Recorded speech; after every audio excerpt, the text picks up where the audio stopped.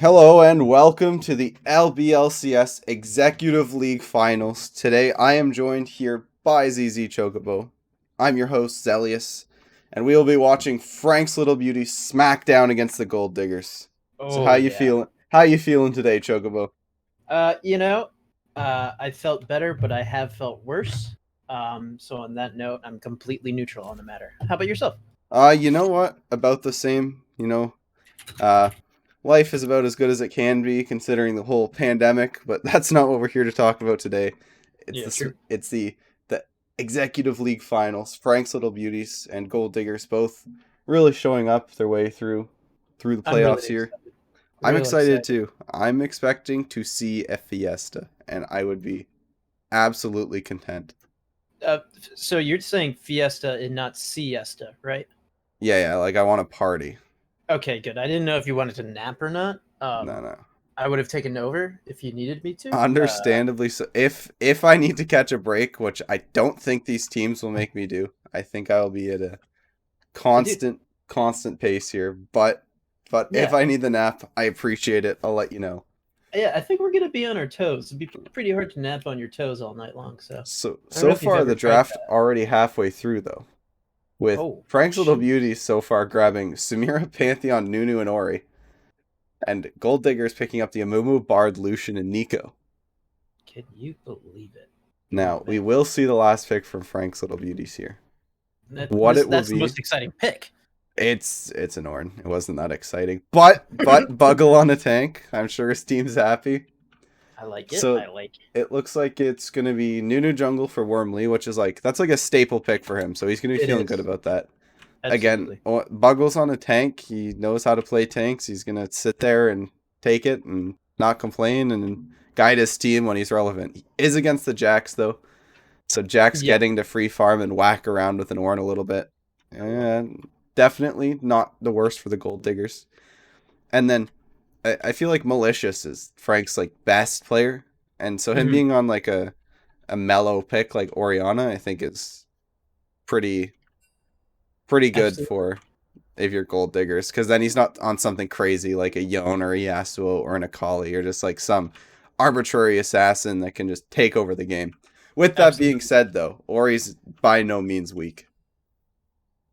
Yeah. What do you think we're going to be seeing tonight? With the comps that we have right now, who do you think so far takes the comp cake? Well, I'm currently hearing some music because Ooh, Kev has allergies. Thanks for the 100 bits. thanks, cute Kev. he he played the Happy Canadians for the bits. We're Dude, into tournament draft again. honestly, Kev is so cute that even his allergies are cute. I'm just saying it now. I just want to get it off my chest. Um, Understandably so. yeah, I'd really like to smooch his allergies for sure. Allergy smooch. Um, I don't know if that would trigger his allergies. I don't want to risk it, but I'd like to think about it. You know, there's some things you just gotta ask him. That's very true. Kev, if we can get a confirmation if you're allergic to kisses, that'd be great. Thank you. Oh man, the chat is wiling right now. If anyone has an allergy fetish, shoot me a DM. Now, the rumor around the grapevine is so that Kev does not actually have allergies. Now, I don't know if you have a it's all comment on that, fake. but is it It's all fake fake news, news. propaganda? Yeah, absolutely. It's a politician plot for the U.S. to get on Kevin's side. I'm not falling for it. I I do do not see believe. Mr. Goldiflux in chat asking how to join a team, how to sign up as a team. And yes, you can message the admin in the Discord, but also joining the Discord, reading the rules, getting set up as an applicant first. And then once you guys are applicants, you can read through the process further. And you'll see the 3 channels depending on the desired league that you want to go into, whether that's CEO, executive, or economy. And then from there, you can look at the rules for specific rosters. And as once you guys are all in the free agent pool, you just basically sign up in the desired chat, make sure everybody knows your name, make sure it's within the rules of team creation, and then wait for the season to start. Yeah, honestly, we'd love to have you. We want more players. Come play. You don't need to message an admin to get your application reviewed, but sometimes admins might look over, and if you message them, we can be a little bit quicker about your application for sure. Absolutely, But you will absolutely. you will get your roles regardless. But it's just like we've had like 100 people maybe or more. The difference between economy, executive, and CEO. So it's basically like the Elo averages of each league. So like this, the economy league will be like the silver gold league, no plats allowed. The executive league is like the gold plat league where there's no diamonds allowed, and then the CEO league is like the head honcho of it all. That's like pretty much the no limits. It's just only point regulations, but you could have a platinum 4 player in there. You could have a challenger player. It'd just be very specific on the points. Right. It's big kids only for CEO. But anyways, going back to an earlier point, you asked me who I thought took the cake on the comp or the comp cake or Yeah, comp cake. yeah. Um Overall, I think Frank's Little Beauty's got it. But with that being Mhm. said, it's just because I feel that like the big picks on the side of Gold Diggers so far here is I think Amumu's broken right now. I think Amumu's really, really strong champion. Right. And I think if he can set up successful and like good ganks for the Jax, I think Jax being like a split push god here and just Mhm. constantly going for it is going to be detrimental to Frank's kind of win condition. Because the hope for Frank's Little Beauties is that they can get their bot just kind of like free scaling while they focus all of their resources to their bot lane and hoping Buggle can kind of just like scratch by, right? But if they give him a hard time, I think that will be a good run for the money. Right. Absolutely. Absolutely. Now, I I hate to be this way, but I don't play much League of Legends. I know that's crazy, insane, but didn't they just go through an update, like a big They update? Yeah, they did the preseason changes, and honestly, there's like it's not as huge as you would maybe think. Right. But with that being said, Amumu and tanks are broken in general right now. So But I've heard. the core concept of the game is still like the exact same. Like if you look at like Jax versus Ornn, it's like Jax is gonna beat on Ornn if they get left alone. Just from like Mm, tanks not being the strongest. absolutely. Okay. I see. I see. Yeah. Weren't a few items added? Yeah, there's a couple new items. We will see them today, and obviously we can go over them as we see them. But nothing, in my opinion at least, nothing so like shockingly Groundbreaking. intuitive and new to where you'll be confused. There's a lot Right. of like small nuance changes as well, such as like, oh, Tiamat doesn't have an active anymore. It builds out of just a pickaxe, stuff like that. Mm-hmm. Absolutely. Now, OP Maokai in the chat says he's a first-time watcher of this league.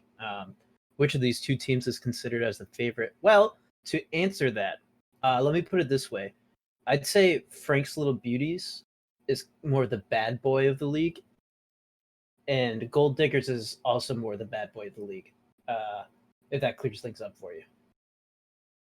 So we have two bad boys going head to head. Two And you know what badasses, let's happens. say. Yeah, we know what happens when two It is badasses clash. one of the Chad gamers versus another one of the Chad gamers. And It's with true. 20 seconds down left on this countdown timer, we are going to see what wacky level 1 can come. Seriously, yeah. That very beginning, Yeah, I want to be shaken up, Chocobo. not stirred, No, merely shaken. shaken. Yeah, shaken, not Exactly. stirred. Exactly. Precisely my request. Hmm. 3, 2, 1. All right. Tell me what you're happy for. We're loading in. Oh man, I am happy for turkeys around this season, personally, for all the work they've done for us throughout the years. Well, Uh, as a Canadian, Turkey oh, month was last month. This is oh, November, baby. You know what we oh, have in jeez. November in Canada? What do you have? Nothing. Oh man, it's a boring month. It is a yeah, nothing Do we? happens. I November, don't even know if America has a boring month. I I think they're all pretty exciting. There's at least one thing. Like I'm really trying to think. September. Well, September's when like school year starts. That's kind of for like a lot of people. Well, That's kind yeah, of but exciting. like September by itself, like not without. Nah, yeah, you're absolutely right. That's kind of a buns month, honestly. I guess you got me there. What do Canadians have anything in September? Uh, well, we have Labor Day, which is just it's just a day off for workers to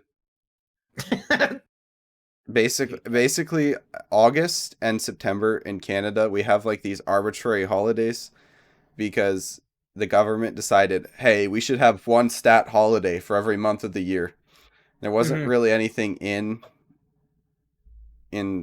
August or September, so Yeah, they just kind of threw it in there last minute. It was throw like, well, something in there. there's Yeah, your day off. You get off August 31st and September 5th. And that's well, just those are pretty close together. That's kind of nice. it might not even be August 31st. I don't even remember what the August holiday is because that's how irrelevant it is. Yeah, there you go. Absolutely, absolutely. Give me your best Canadian fact, if you Um, have any. I don't think I can think of anything specific. Okay. Yeah, no problem. All right, stream. I will fix the quality right here, right now. We're putting it Yeah, up.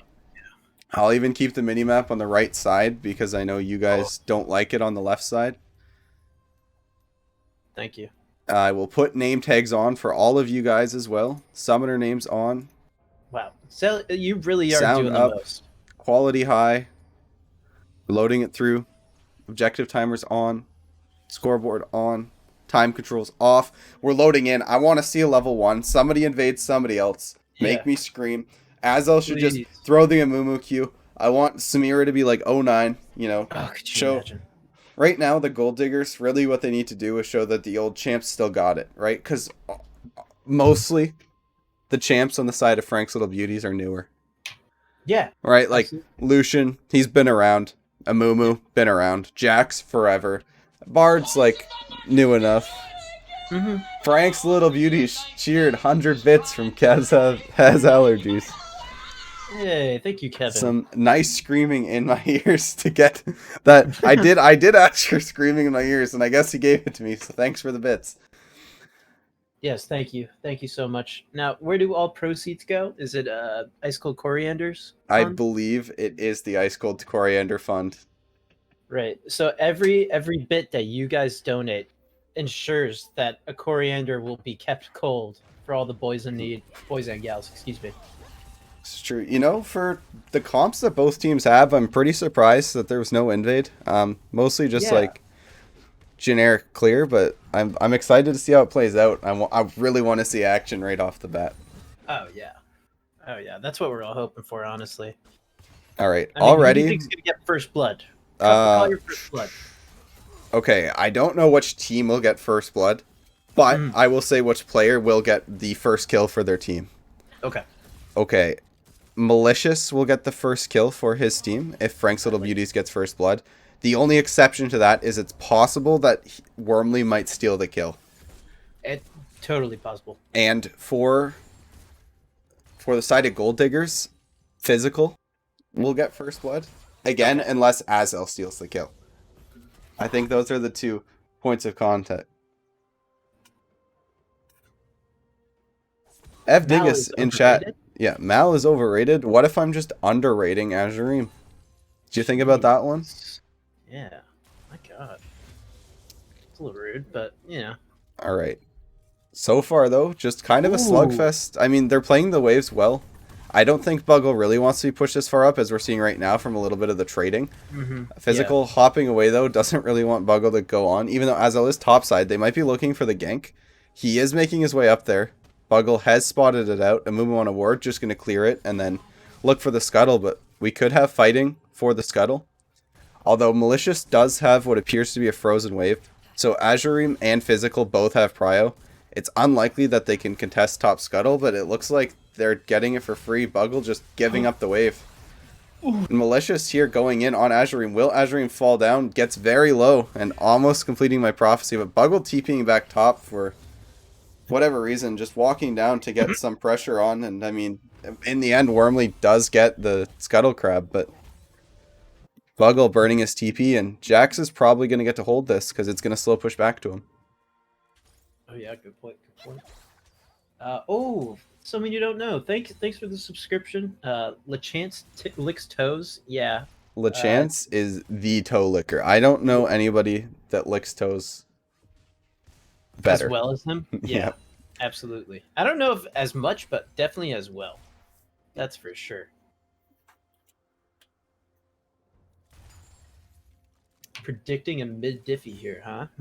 I think that might just be Malicious or Azurim on a different account talking in chat. That could be. That definitely could We will be. find out, though. So Frank's playing the waves relatively how they want them. Again, only one that's getting the shit end of the stick, really, is Buggle. With Jax if Jax gets to freeze on him, and Physical's, like, clever enough and thinking through it enough and talking with his team, like, properly so that he doesn't have to break the freeze, like, Buggle might be screwed. He might be, yeah. Although it looks like the wave is already building back, so maybe it's too late. Oh! Flash coming from the Mighty Fool, and Wormly going to gank, but Bard portals away. Turns out I was actually a little bit behind, so I am going to pick up to pace now. I'm at 5 minutes and 7 seconds. Oh, I love it. I love it. Pace has been picked up. For your viewing pleasure. Buggle going back in on Physical, taking a small trade. Malicious getting Azurim really low, but not level 6, so he can't pop the ult up, but he's getting him low once again. Physical going back in on Buggle, but Buggle tries to trade back, but Physical with a nice E to deny the proc, and the huge trade because of all the minions. Physical is going to chip down Buggle, but Buggle will not fall. And overall, a mostly even trade, slightly in favor of Physical. Yeah, it was getting a little spooky there at the end.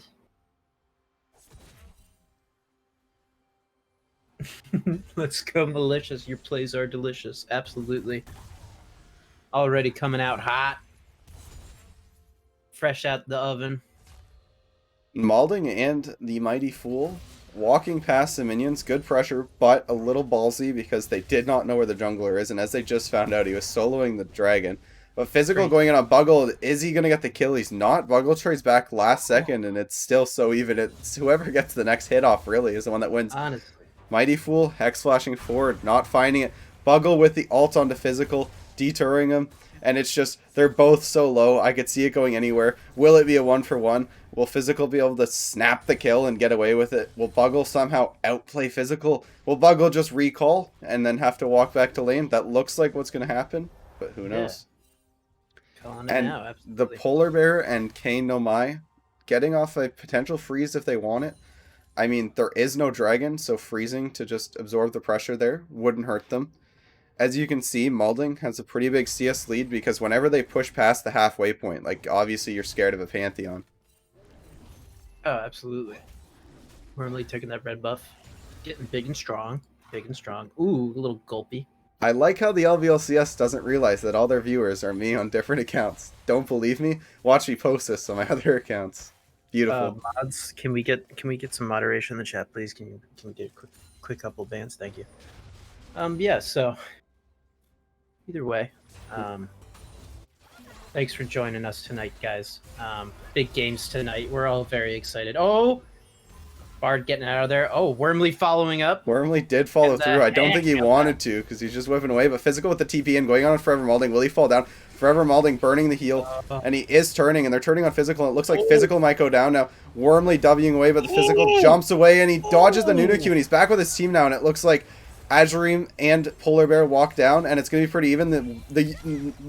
I can't speak. The Nico ult comes out, picks up Wormly. First blood goes to Physical. I called it. I said he'd be the first one to get the kill. Not the fashion I imagined. Forever Malding's going to go down next. Double kill for Physical. Azel doesn't fall. The TP's finally coming out from Malicious. Will he clean up? He gets an ult off. He gets Physical. He gets Azel. He gets the shutdown. He's 2-0. Both players on both teams that I said would pick up the first kills got it. Dude, don't doubt the predictions. Exactly. This is why you're a legend, Zelius, honestly. Kings fall, legends last forever. Whew. My goodness. But what a little play right at the beginning there. You gotta love it. Yeah. Physical, though, does get 2 kills. Mm-hmm. Buggles, luckily enough, he gets a couple plates back on the top side, so he's not hurting as bad as he could have been. Absolutely, absolutely. But action-packed. It was worth the 8-minute wait. I was starting to get a little disappointed there for a second. I was like, is anything going to happen? But then, So just like building. that, I was not let down. Just getting a little bit of lane clear right there. Beautiful, beautiful. And they're going in on Azel. Ornald's coming out. Azel tries to Q away. Wormley going in. Wormley actually getting bursted by the Nico, though. Malicious there to back him up. Nico getting knocked up by Buggleberry, but not going to happen. And Azureem walks to see another day. It looks like both teams reset off the rift because they don't want to mess with physical. Because like I said, even though he did end up dying in that last altercation, you don't want to mess with the 2-in-1 Jax. Yeah, he's a little spooky right now. Definitely a little spooky. Azel clearing the scuttle real quick. Crushing bugs. I mean, not my favorite thing, but, you know. Some Mumu players are relentless, and he's going right back on the rift, too. He wants to kill 2 bugs back to back. Jeez. Malicious ulting, but his ball was on him. I think it was obviously a little bit of an accident there. Yeah, we all have accidents. But we should hold it against him because he's Frank's star player. So he needs to hit the balls. Mm-hmm. And Azel just being cheeky. Mighty Fool making small little trade with Kayn and Ma, but because of... I don't know why Bard didn't actually take any damage, but because of reasons. Yeah. Oh, it looks like it's because Mighty Fool is building maybe his Funfire build that doesn't involve lethality. Oh. Interesting. Both top laners hitting level 8. Yeah, huge CS lead for physical, though. It's plummeted up in the last few seconds, and it's because those kills that he picked up just gave him the extra little bit of, like, stat boost he needs to, like, start shitting on Buggle. So Buggle's hurting right now. He's just, like... Yeah. He's telling his team, like, look, I'm going to survive for you, but, like, the pressure's getting more and more. And that's what Gold Diggers want. Mm-hmm. The Jax is, like, the big scaler that's, like, if he can go in a side lane, he's going to be nice and he's going to be feeling it. And Mighty Fool constantly looking for Hex Flashes, constantly seeing if there's an avenue to go in on. Mm-hmm. They're even baiting out the Amumu of going in on them because they know, like, oh, hey, we have Wormley for backup, so, like, we can bait this. And just like that, he does get engaged on, but the Q misses. The ult comes out, so Forever Molding's locked up. Buggle's TPing in. The Nico ult did come out. Bard eased them away, but it looks like Polar Bear will get caught out. He used over the wall. He does not die yet. Azel going on Malicious. Flash over the wall from Ornn. Azel's getting chunked up. He does get chunked up. Buggleberry Finn takes him down. No longer scared. And the dragon is up, and the jungler for Gold Diggers is dead. What a good position to be in for Frank's little beauties, honestly. Definitely. Get that little extra dragon, get that 1 kill off, now they're down. Again, though, now Physical is getting solo farm and will get plates on the top side. Oh yeah, he's definitely going to even it up now. He kind of has to. Yeah, and again, the big thing for Gold Diggers, really, I think, is just Nico and Amumu having, like, a good enough wombo to just hold. Well, Jax splits top and nobody can answer him, but... That's true. If Malicious keeps getting fed, though, it might not be that much of an issue. True. Yeah, can we get a couple more big Brians in the chat, please? I want the biggest Brian in chat. I want the biggest Brian to come forward. Yeah. Ooh. Buckle taking some girthy trades with Physical. Yeah, he's getting a little Amumu popping the rift, though, and he does go top, and it looks like they are engaging on Buggle now. Will Buggle fall? It looks like he's looking to trade with Physical, but no, he goes down, and Azel picks up the kill. I think you want it on Physical, but obviously being a little scared there with how low he ended up getting. Nothing too concerning in my books. Absolutely, absolutely. Big Brian, big Brian. Biggest Brian. Is that... Oh, man.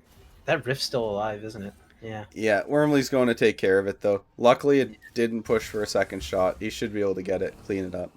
Malicious getting caught out, though, and Azel is almost definitely going to kill him, but he trades... Wait, he's going to get out and kill Kayn on me. Oh, he whiffs his ulti. Ooh, Azel gets him in the end. And Forever Molding saying, no, Lucian, like, back up. We want your tower. And he's trading with him too. The ult comes out, forcing Polar Bear to heal the flash through, but looks like Forever Malding actually goes down. No, the heal comes out, and then he heals off the W. But Azream's coming down. Polar Bear picks it up with the ult. Mighty Fool gets away though. Wait, no, TP from Physical. Will he fall? Oh, he hit the player. No, he's back. Oh no! Alright, Buggle ulting. Picks up Azream, gets onto Physical. The Nico ult comes out, but gets knocked up by Wormly with the ball. And it's 2 down on the side of Frank's Little Beauties. And Gold Digger's playing well. Physical doing what he wants to do. Nice Bard ult catching up Buggle. Ooh. Nunu ult, though, coming out in clutch. Kind of making it so Physical can't go in. Yeah, good little zoning action right there. Yeah. So I believe it's LeChance in chat saying that Physical is a literal natural disaster. And I would agree with you. He is causing utter chaos for the side of Frank's Little Beauties. Oh, this just in. Mobron says his cousin's name is Brian, and he is 6'5". If anybody can top that, please let us know. Otherwise, right now he is biggest Brian. Yeah, I don't think we're gonna find a Brian bigger than that. It's gonna be tough. But I'll tell you now. But what if there's a Brian that's like 5'2", but also like 900 pounds, right? Like, are we going by height only? Are we gonna do? Are we doing volume or surface area? Yeah, I think Definitely surface area would be the fairest. So I don't think we're gonna find a Brian that's taller. Mobron, is your cousin 900 pounds? Quick question. Sorry. But if we find a voluptuous Brian, he might be bigger overall. He might take the Brian crown. Oh yeah, Wormly getting up there, saying hello, bringing his big snowball up into action. And Physical, slow pushing towards that tier 2. Absolutely. And in likes of the dragon that's coming up in a minute, that's good because although he doesn't have TP, so it looks like he's gonna base now and then probably want to group with his team. But very true. And Forever Malding and Mighty Fool trying to make trades. Nice Bard stun actually. That was really lucky. The fair edge. Exhaust coming out though, and the Mumu being bought, they might go down. Forever Malding getting super low. Mumu locking him up. Polar Bear killing Forever Malding. Malicious TPing down to save the Mighty Fool, and he will get him out, but 40 seconds before drag spawns and Malding down, they're not really going to have that ADC to like walk up and poke, but it looks like they're trying to trade back on Azel, getting 3/4 health, but overall still pretty healthy. Physical did end up walking down. This should be a dragon for the Gold Diggers. Absolutely, they're posturing up for it. They're ready to rumble. This just in, it is now Brian has allergies instead of Kevin has allergies. That sounds. Remember that fake news we were discussing earlier? I know. Come on, I shall call it now. Please do. Thank you. Brians do not have allergies. They don't. I've never met one that has allergies. Now, will Malicious or Buggle go for a drag steal? It looks like they're doing something along the lines, but Malicious actually getting locked up by Nico, and he will fall. Azream dying, but it looks like the huge Nunu ult's going to come in clutch. Azel gets shut down by Wormly. Physical will be next. Mighty Fool picking up the kill. Forever Malding wanting blood, but they get the dragon now. Wormly's alive. He doesn't have smite yet, but it looks like it's only on a 15-second cooldown. And furthermore, your Nunu, your Q does like 1,000 damage. This is absolutely going the way of Frank's. Oh yeah, absolutely. Looks like they're grabbing this bad daddy right now. Very nice. Dragon goes to Frank's. Forever Malding going in on Azream, who does not have the W, so the ult comes out and Azream's dead. And that is a kill from Frank's Little Beauties. Bard eating away under the safety of the tower. Nothing harmful there. Forever Malding eating a little bit too early, and it looks like he is going to get gapped. Wing though to waste the damage. So overall pretty nice. Bard actually flashing forward. Malding goes down. Really good play by Kano Mai and the Polar Bear. It looks like Wormly might be next because there's 3 on the bot side. Wormly's going to go down too. Azel picking up the kill this time. Buggleberry pushing mid in the meantime, but he is going to fall to Physical. Physical's just so strong. He does dodge the stun, but Buggle is going to fall. Physical picking up his 4th kill of the game, and due to an overextension from Frank's Little Beauties, 3 of them fall. Gold Diggers up 4 kills now, and only behind 1 dragon. I kind of like gold dingers. I kind of like that better. The gold honestly. dingers. See, the issue is, even if we call them that for the sake of this game, then in the next game, when we have Ev Dingus, then there's going to be the Dingers versus the Dingus, and then it's going to be a little... It's not going to be worth it. Yeah. Yeah. Yeah, absolutely. There's a That's too certain many point where every variables. man realizes, this is too much. But Physical with that does being seem said, dangerous. great showing from both teams so far. I mean, like... This is an insane game. It's been fun. And I said that, like, the big point of contention. Wait, we're getting into more fights. Azil and Wormley scrapping. Only Malicious to back Wormley up, though. Mighty Fool flashing forward. Buggle coming with the ult. Malicious getting low, but the ult comes out, and it looks like Physical will be shut down by Malicious. Oh! Dodging the Bard ult. Wormley getting picked up by, but Malicious just narrowly avoiding everything. And it's nice 2 kills for the side of Franks. And that's kind of the kills you want to get, because now Gold Digger's main core engage is down. Buggle walking too far forward, though, and he just gets bursted. Yeah, Azreem picking up the kill. Absolutely, absolutely. Yes, set the meter to Wumbo. Honestly, game of the century. I'm calling it right now. Nobody can tell me I'm lying. Sorry. I think Game 2 will be the game of the century. Oh yeah. But I'll call it now. You were 100% correct. Because... if not 200% correct. Allow me to tell you why I'm right no matter what, right? Please. So if Frank's Little Beauties wins here, right, then they will have the momentum in Game 2, and they'll be hype. And oh yeah, if Gold Diggers loses, then they'll be like, okay, like, we were so close to winning, like, no reason we can't just, like, you know, sand down the pieces and get, like, a perfect, well-oiled machine. And if Franks loses and Gold Diggers win, then it's just the exact opposite. Franks is like, okay, let's oil this machine. And then Gold Diggers will be like, well, let's keep going with the momentum. Like, our top and bot were smashing last game. And, like, even then, Wormley actually going in on Kanomai, though, but nothing happens from it. Just a knockup because, but Azil going in on Bugleberry Finn, and then immediately backing up, just scrapping for the ward. Malicious, though, and Mighty Fool going in onto Azil. Looks like Azil will get locked up. A nice ult, though. He might be able to escape now, but they're on the charge. They're moving so quick, so close, getting him chunked low, but his team is backing him up. Wormley speeding up there, but to no avail. A lot of abilities, a lot of action, but no deaths. No deaths. Yeah, seriously, this has been quite the game already. Looking like they're going to take this top tower, yep. Warnall just like coming out to just zone them off. I'm not sure it was necessary, but with that being said, Buggle's pretty much done his job this game so far. Like, Physical's big, but, like, Buggle didn't give him any freebies in lane. Didn't die to him in lane. Like, some of the, like, a lot of Jax's leads comes from things that Buggle's sacrificed. And, like, perhaps from both sides there's been too much sacrificing, but overall, great play out of both top laners. Absolutely. And honestly, both bot lanes doing very well as well. There's been a lot of crazy plays by both lanes. Yeah. Bot lane has been action-packed. Although Forever Malding is 1-4, I am willing to bet that he's top 3 in damage in the game. So it's not completely reflective of how well he's doing his job.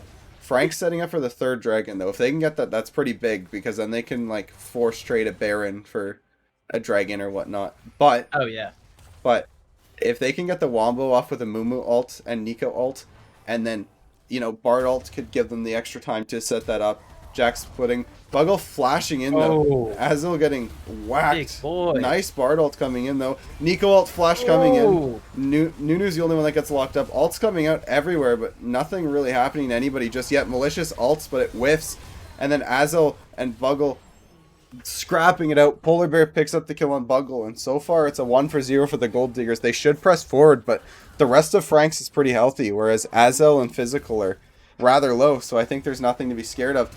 And Bard also getting chunked low. Physical flashing onto Malicious, though. Will Malicious fall down? It doesn't look like it. He actually picks up Physical. Polar Bear will be next. Forever Malding flashing forward, picking up a shutdown on the Polar Bear. Maybe a little too far forward. Azreem trying to trade back. Forever Malding getting knocked low.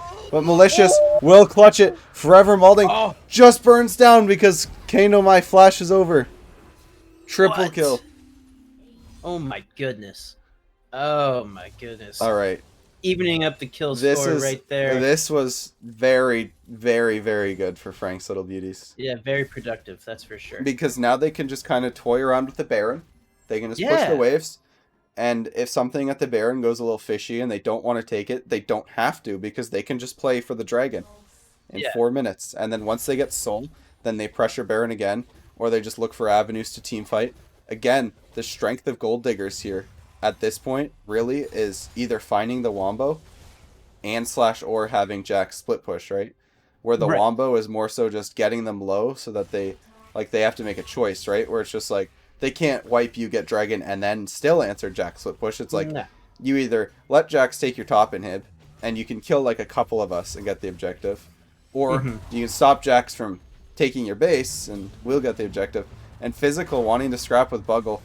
I'm not sure if that ult hit. I'm not actually sure what visuals I saw, but physical smacking him around. And that's what I'm saying with being alone as the Ornn. The Jax eventually scales against you, and then you just can't really be there to do anything about him. It doesn't really matter how well you play. Like if you try to scrap him, you're donezo. Yeah. Complete dunzo. For sure. But For sure. luckily for Buggle, nothing's really on the map. It's just gold going to physical. Mm-hmm. And I think we're going to see a little bit of a farm fest as well, because Yeah. I don't think there's many situations where gold diggers can look at the Baron right now. And although Right. Franks could get opportunities to look at Baron, I think they're being weary of it because Azurim and Ezel with the Wombo is strong. Bard's been having some nice alts. Lucian is strong. And physical's an absolute beast at this point on the Jax. Right. Absolutely. Yeah, that Jax is looking super scary right now. But again, for the side of Franks, the dragon is coming up in just a little over 2.5 minutes. Mm-hmm. And that's the big win condition for them right now, because if Gold Diggers is super apt to contest the dragon, then Franks can just kind of move up towards the Baron and say like, okay, whatever, have the drag. What's your first ocean dragon and second dragon in general gonna do? Like we can just get the next one. Yeah. And then you just trade Baron, and then with the Baron buff you choke them out because the 4.5% missing health heal Yeah, that's crazy. is gonna be not that Insane. much compared to. Oh man. Gold Diggers over on their red jungle side. Look at those tight turns from Wormley. That is the joy of being. It looks like an ult actually coming out too. They want to catch them out.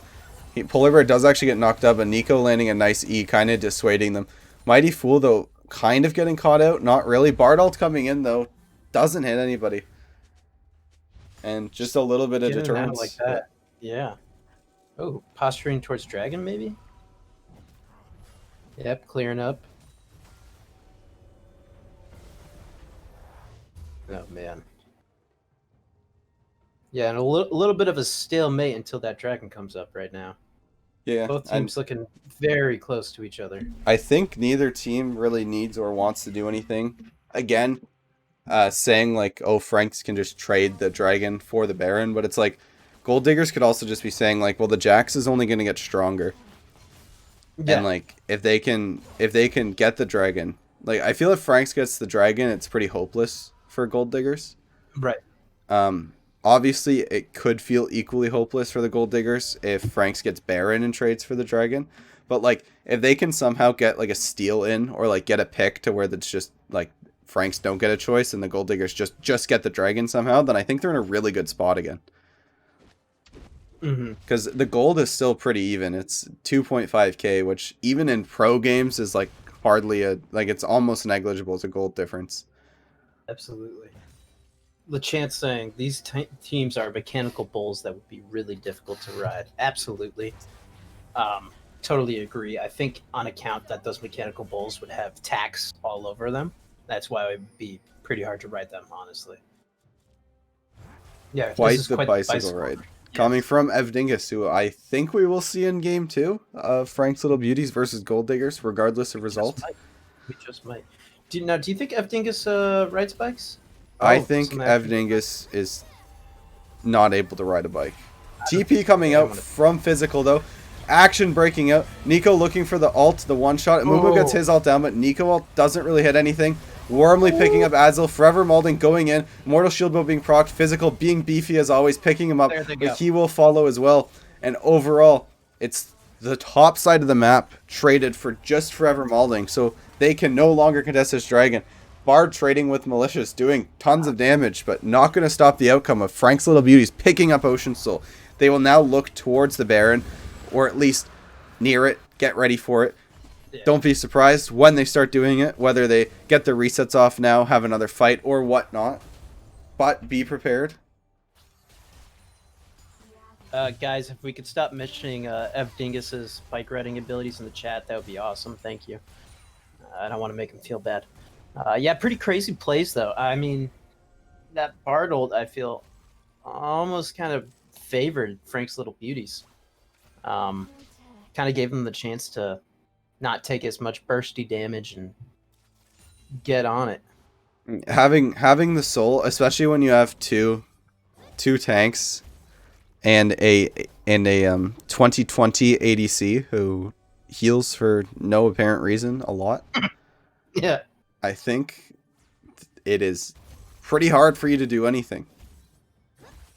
Very true. Because, like, they're just going to heal through Lucian's long-term damage. And honestly, like, they won't really die from the Wombo. The only person that can still really ignore the Ocean Soul is probably Jax, because he can just go whack people and Yeah. be content. Absolutely. But overall, it's just kind of playing slow. I mean, even if they have to play till Elder before they're comfortable doing anything, if they can keep getting dragons, then it will end eventually. But Physical and Azil kind of looking to do the right thing, playing the split push side of the map, and since Physical doesn't have TP, nearing top side in case the Baron threat is ever an issue. Nico farming bot side because I think overall, like, compared to Malicious, at least she's pretty weak right now. So, like, if you're gonna chance a 4v4, it's probably better to be near Physical than Azure. Just because of the nature of the champions as well. It looks like they may be pressuring towards the Baron now. Azure recalling, Gold Diggers getting ready to fight Franks. Franks looking to do the Death Bush. Wormly Wing forward. Looks like Azza will get knocked up. Azza will get W'd by the Pantheon. Azza will be chunked half health. He will be running away. Will he burn down? It looks like he will. Forever Molding picking him up. Bardalt comes out, getting Mighty Fool, getting Wormly. But overall, still, just to pick on the jungler for Franks, and nobody dead on the side of Franks for Gold Diggers to take advantage of. Starting this Baron, getting the chunks on him, chunking him out. Slowly Now, but surely. Maybe we'll see a stray Lucian W or a Nico Q or something magical that can turn this around for the Gold Diggers. But with Wormly having Q and Smite, I don't... Red Team steals the Baron Nasher! No Azurine way. steals it with their Q. Beautiful gameplay. Gold Diggers are back in the game. Oh, moly. Insane, just like that. Little turnover. Let me just check, but I believe Physical got the Baron. Yeah, Physical has Baron buff. That is huge. Absolutely. You want Physical to have Baron, because now, who's going to answer him? If Buggle tries to answer him, Physical runs on him immediately. If Malicious tries to answer him, well, that's like the core of Frank's damage. So even if Physical may not be able to just directly kick Malicious's ass, then like the 4v4 without Physical is better for Gold Diggers than the 4v4 without Malicious for Franks. Yeah, absolutely. Also, quick little side note, Bike Ride Celibacy is the name of my next indie rock album, so be sure to check that out. Is the will the cover of it be in black and white? Yeah, exactly. It's a and old photograph. It's you're walking your bike down the side of the train tracks as the sun sets. I can see it right now. I love it. Holy moly! Yeah, Right. what a little turnaround right there. Yeah, You love to see that type of stuff. It makes it so interesting. It makes for a good game. Yeah, you know? and as what I said that I didn't really want to see happening with Physical on the top side, but I think he just goes on. He gets whiffed by the Ori ult, and honestly, if I was Physical there, I'd honestly feel cheated. And Malicious just getting the kill. I mean, that's one of those spaghetti things. I don't think Physical should have got picked up by the Oriar, but he did. Unfortunately so. And Buggle flashing through, Malicious TPing in. Because they got the kill on Physical, there's no side lane threat, so they can just look to 5v4. And not that they're really fighting for anything, but they want to. They want us to be entertained, Chocobo. Absolutely. Absolutely. They really do. See, both of these teams, they both want to win, but they have the viewers in mind. So they say, we'll fight you, you fight us. It's an honest man's game, and I'm loving watching it. Yeah, yeah. And Azurim still already being like the blowout character of this game with the Baron steal. Leon asking if it's a series or just a one-off game. It is a best of 5, and this is the first game in it. This is the finals of this league. Oh, yeah. So you are seeing 2 of the Executive League's best going toe-to-toe in an action-packed game. Don't say toes. Chilla chances in the chat. Thank you. Jeez, close one. Yeah, this is going to be kind of crazy. I really am curious to see what the final readout for these games is going to be. You know, are we gonna go 2 and 3? You know, or is it gonna be a 3 stomp real quick? You know, it's definitely not gonna be real quick in any of the games because this one's already 35 minutes. And yeah, they're really. It's getting to the point where it's starting to be pretty slow because neither team wants to, you know, be the one to fuck up. So they're playing in attempts to be methodical. Absolutely. Oh, here's Elder Dragon. Are they going to scoop it real quick? Are we going to get a steal right here, just like Baron? Only time will tell. Holy moly. Lot going on here. A lot of Bugleberry with the ult coming out, knocks up Polar Bear and Kano Might. Oh my gosh. The ult from Nico comes out, but doesn't hit anything because of getting knocked up by the snowball. Physical getting chunked down now, but Sterik's Gage coming in clutch. Fighting everywhere. Physical going in, gets a nice stun, but Malicious gets a 3-man ultimate. Double kill onto the Amumu. Polar Bear and Azurim are all that's left. Looks like Polar Bear will fall. Azurim surviving, but just barely. And with 3 alive still on the side of Franks, they will just turn it back onto the drag. Elder Dragon going to Frank's Little Beauties. With that being said, though, it's only really the tanks that have any damage from Elder. And if I had the option of a Ornn hitting me with Elder or a Samira / Ori hitting me with Elder, I'm definitely taking the Ornn every day of the week. Absolutely, absolutely. Now, what's the best thing for Gold Diggers to do right now? I think there's a certain point though where maybe you go for another Baron steal. Right. But I think from this point you're getting Frank's Little Beauties are just kind of where they want to be.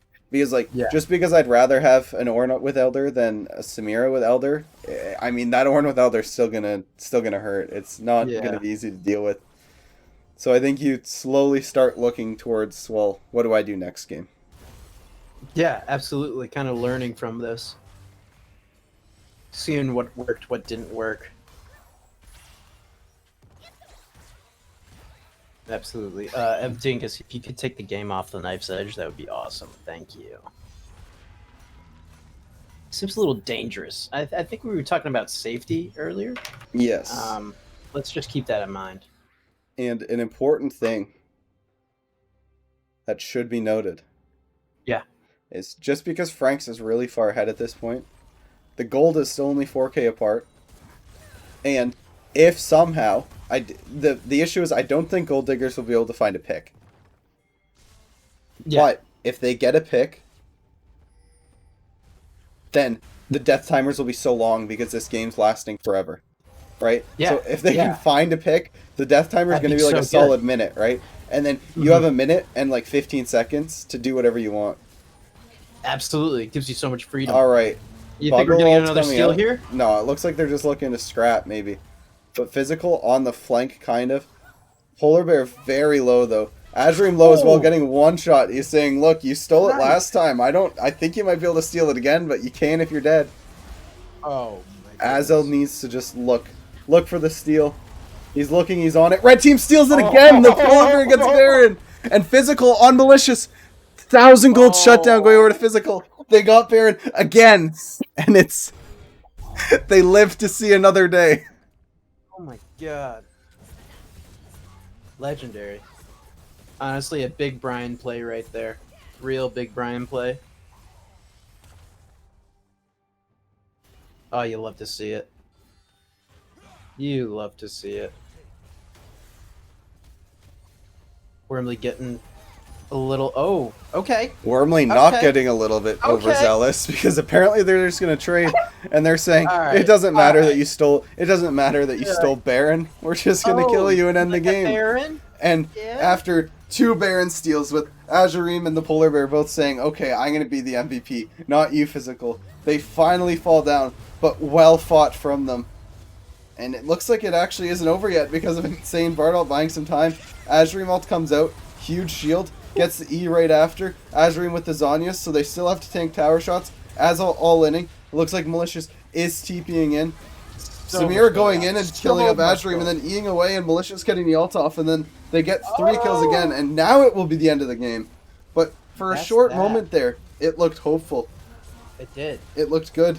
It really And did. the game was back and forth, back and forth, back and forth until it wasn't. And in just under 40 minutes, Frank's Little Beauties take game Wow. 1. Just wow. Honestly, Frank's take the Brian on that one for sure. Frank's do in fact take the Brian. That was definitely well earned. Honestly, both teams did a great job, though. I mean, that was a blast to watch. The Baron steals. You really. Beauties have to look out for that this upcoming game. I mean, come on, you gotta be more on top of hold on a second. I'm getting a John Cena donation, and it's very loud in my ears. That was invigorating.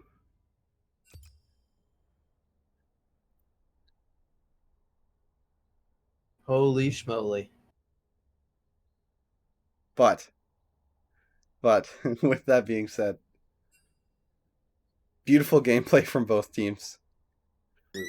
And in light of the John Cena donation, I'll say it really came out of nowhere.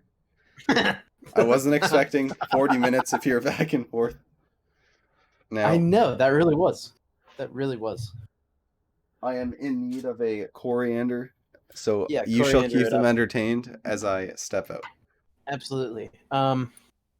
Chat, there's one thing I think you should all know about. As I'm sure some of you may know, I'm a big snorkeler, and I just need you to understand the absolute priority that keeping clean snorkel gear has. It's really, really important. You don't want to be slurping up any oxygen that doesn't have, pure oxygen in it. If there's any impurities, that's not a good snorkel. For anybody that needs a demonstration, I will give you one real quick. This is what a good snorkel should sound like.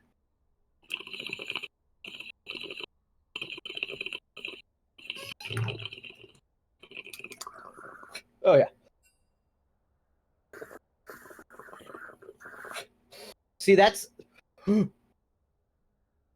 the sound of pure oxygen hitting the Brian right there. Excuse me, the Brian. That's a clean snorkel, all right. Great games, everybody. Making it real interesting to watch. Sometimes these games, it seems like you get a lull right towards the beginning of the game where not much is happening. Both teams are going back to back. They're just trying to stall out the lanes as much as they can. They're waiting for somebody else to make a wrong move. Not this time around. Not to say that there was a lot of wrong moves at all, in the least bit. In fact, a lot of good moves, a lot of great plays, and that made for an interesting game. It's true, Mighty. You did use Flash. I did see it at least once. Congratulations on that. You deserve a Brian for that one.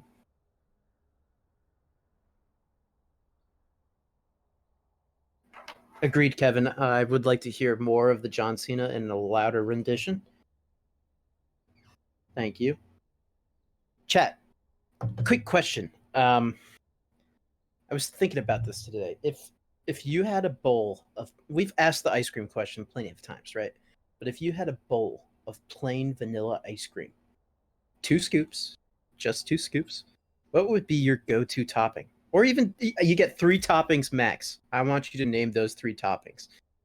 Not just you're just gonna pour like liquid vanilla extract on yours, LeChance? Is that what you're telling me? Oh, thank you for the subscription, Wormley. A true hero. Cracking those ice cold corianders.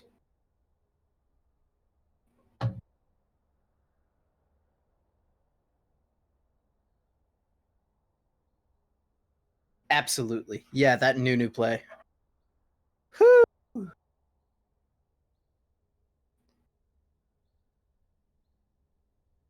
But no topping. If it's strawberry and banana ice cream, of course I'm going to be putting gummy bears in it. What if it's just vanilla though? Yeah, what if you really want to spice it up? Your go-to vanilla ice cream toppings. I really want to hear about those.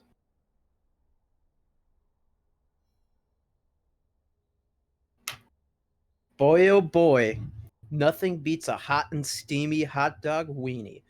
A little stadium mustard ought to jazz I up this have foot-long returned, dingle dong. Now that is a good-looking wiener. Absolutely, Kevin. Thank you. and we are in draft. So the Gold Diggers this time looks like they're getting a tank for their top laner. I'm assuming that's where the Malphite's going. That would be a good guess. Dutch Cramps, you are absolutely 100% correct. It is the cutest casters around. Thank you for noticing. Also, pretty large Bryans, if you ask me, if I do say so myself.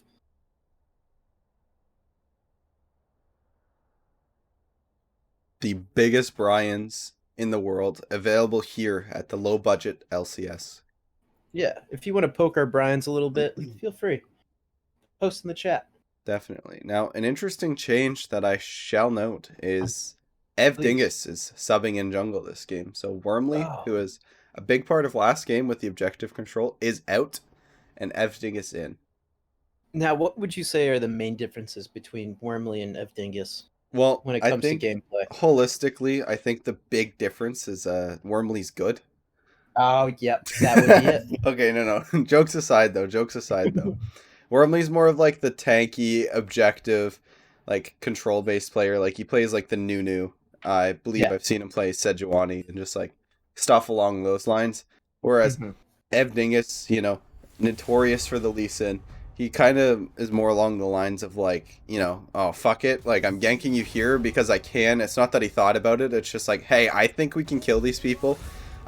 Am I thinking about what we get from killing these people? No, but if I don't gank right now, then the opportunity isn't as good, so I'm going to go for it, and we'll see what we can get out of it after. So I'd say he's just more naturally aggressive. Absolutely. So you're saying Evdingus is more of a pants lord comparatively to Wormley? Like, I have a hunch that win or lose, this game will only be around like 20 to 30 minutes, not the 40 minutes we were approaching last game.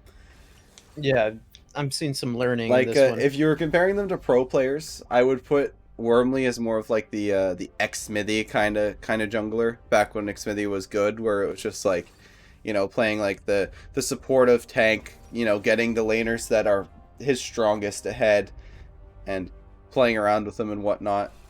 Right. And then Evan is more of like the blabber fish, where it's just, I'm invading, I'm ganking, I want to kill the jungle because like, ooh, shiny coin, I want 300 of them.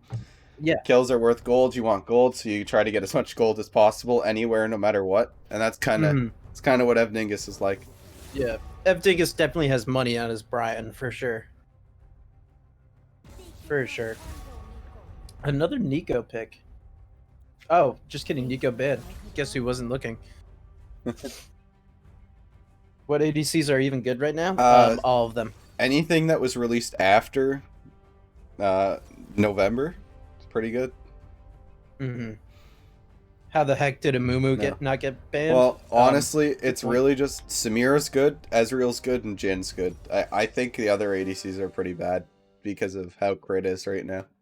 Mm-hmm. Absolutely. Ooh, seeing a Cho'Gath by Buckle. That's A gonna be Mumu exciting. is Booty Dukes. I'm not sure Booty Dukes is supposed to be a good thing or a bad thing, but a Mumu's broken. Yeah. Can you expand on that, Wormley? Tell us about Booty Dukes.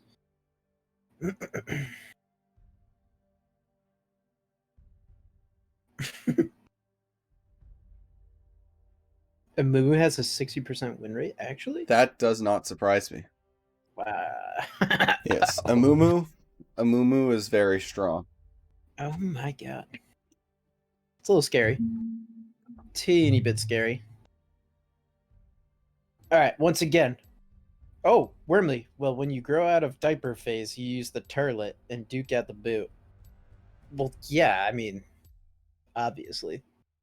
Thanks for stating the obvious, Wormley. Ash Jeez. is very solid if you pair with Belle Delphine. I'm assuming Belle Daphne. I'm assuming that's supposed to be Belle Delphine for starters. That would be it. I would And assume then so. second, I'm assuming that Belle Delphine is Seraphine. would that be an appropriate guess? That Belle Delphine is your Seraphine alias? Guys, make sure to join the Discord, even if you don't want to play, just to be able to buy some of X Ranger's bathwater. He's really hurting right now. He could really use your support.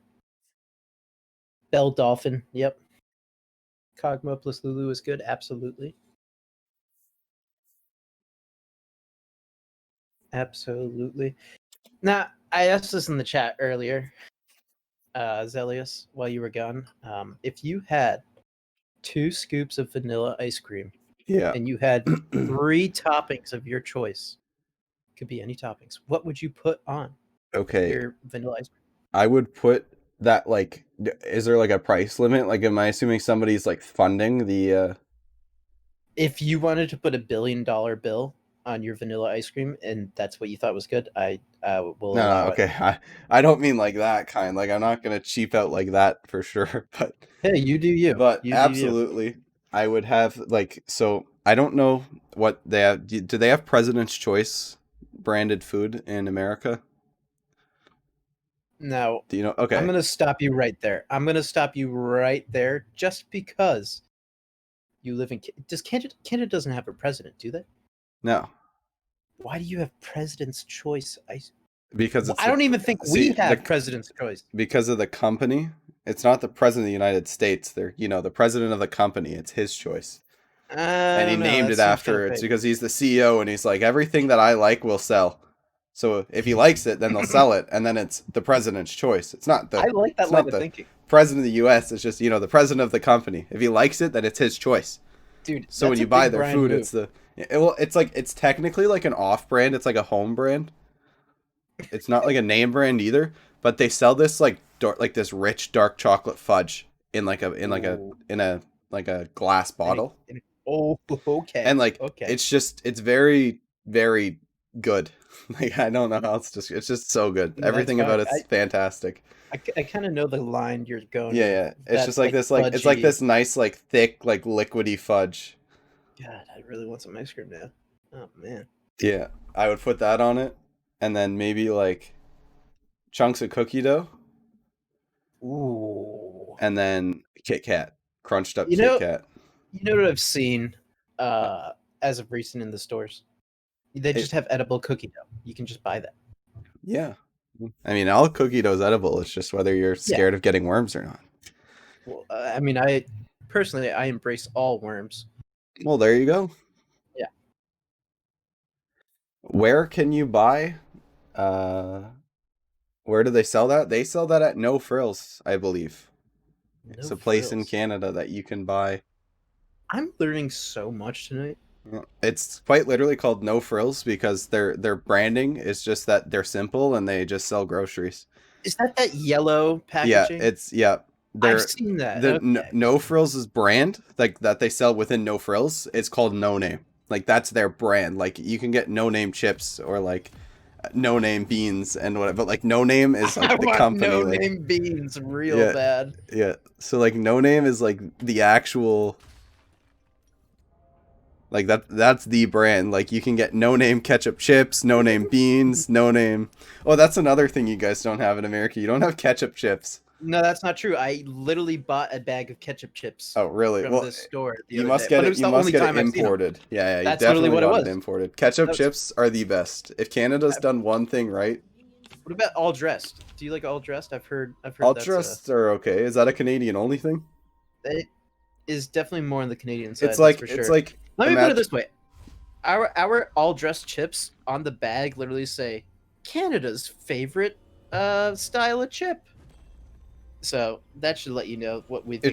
it's just like if you took like your average barbecue chip Yeah, and then you added like more onion flavor.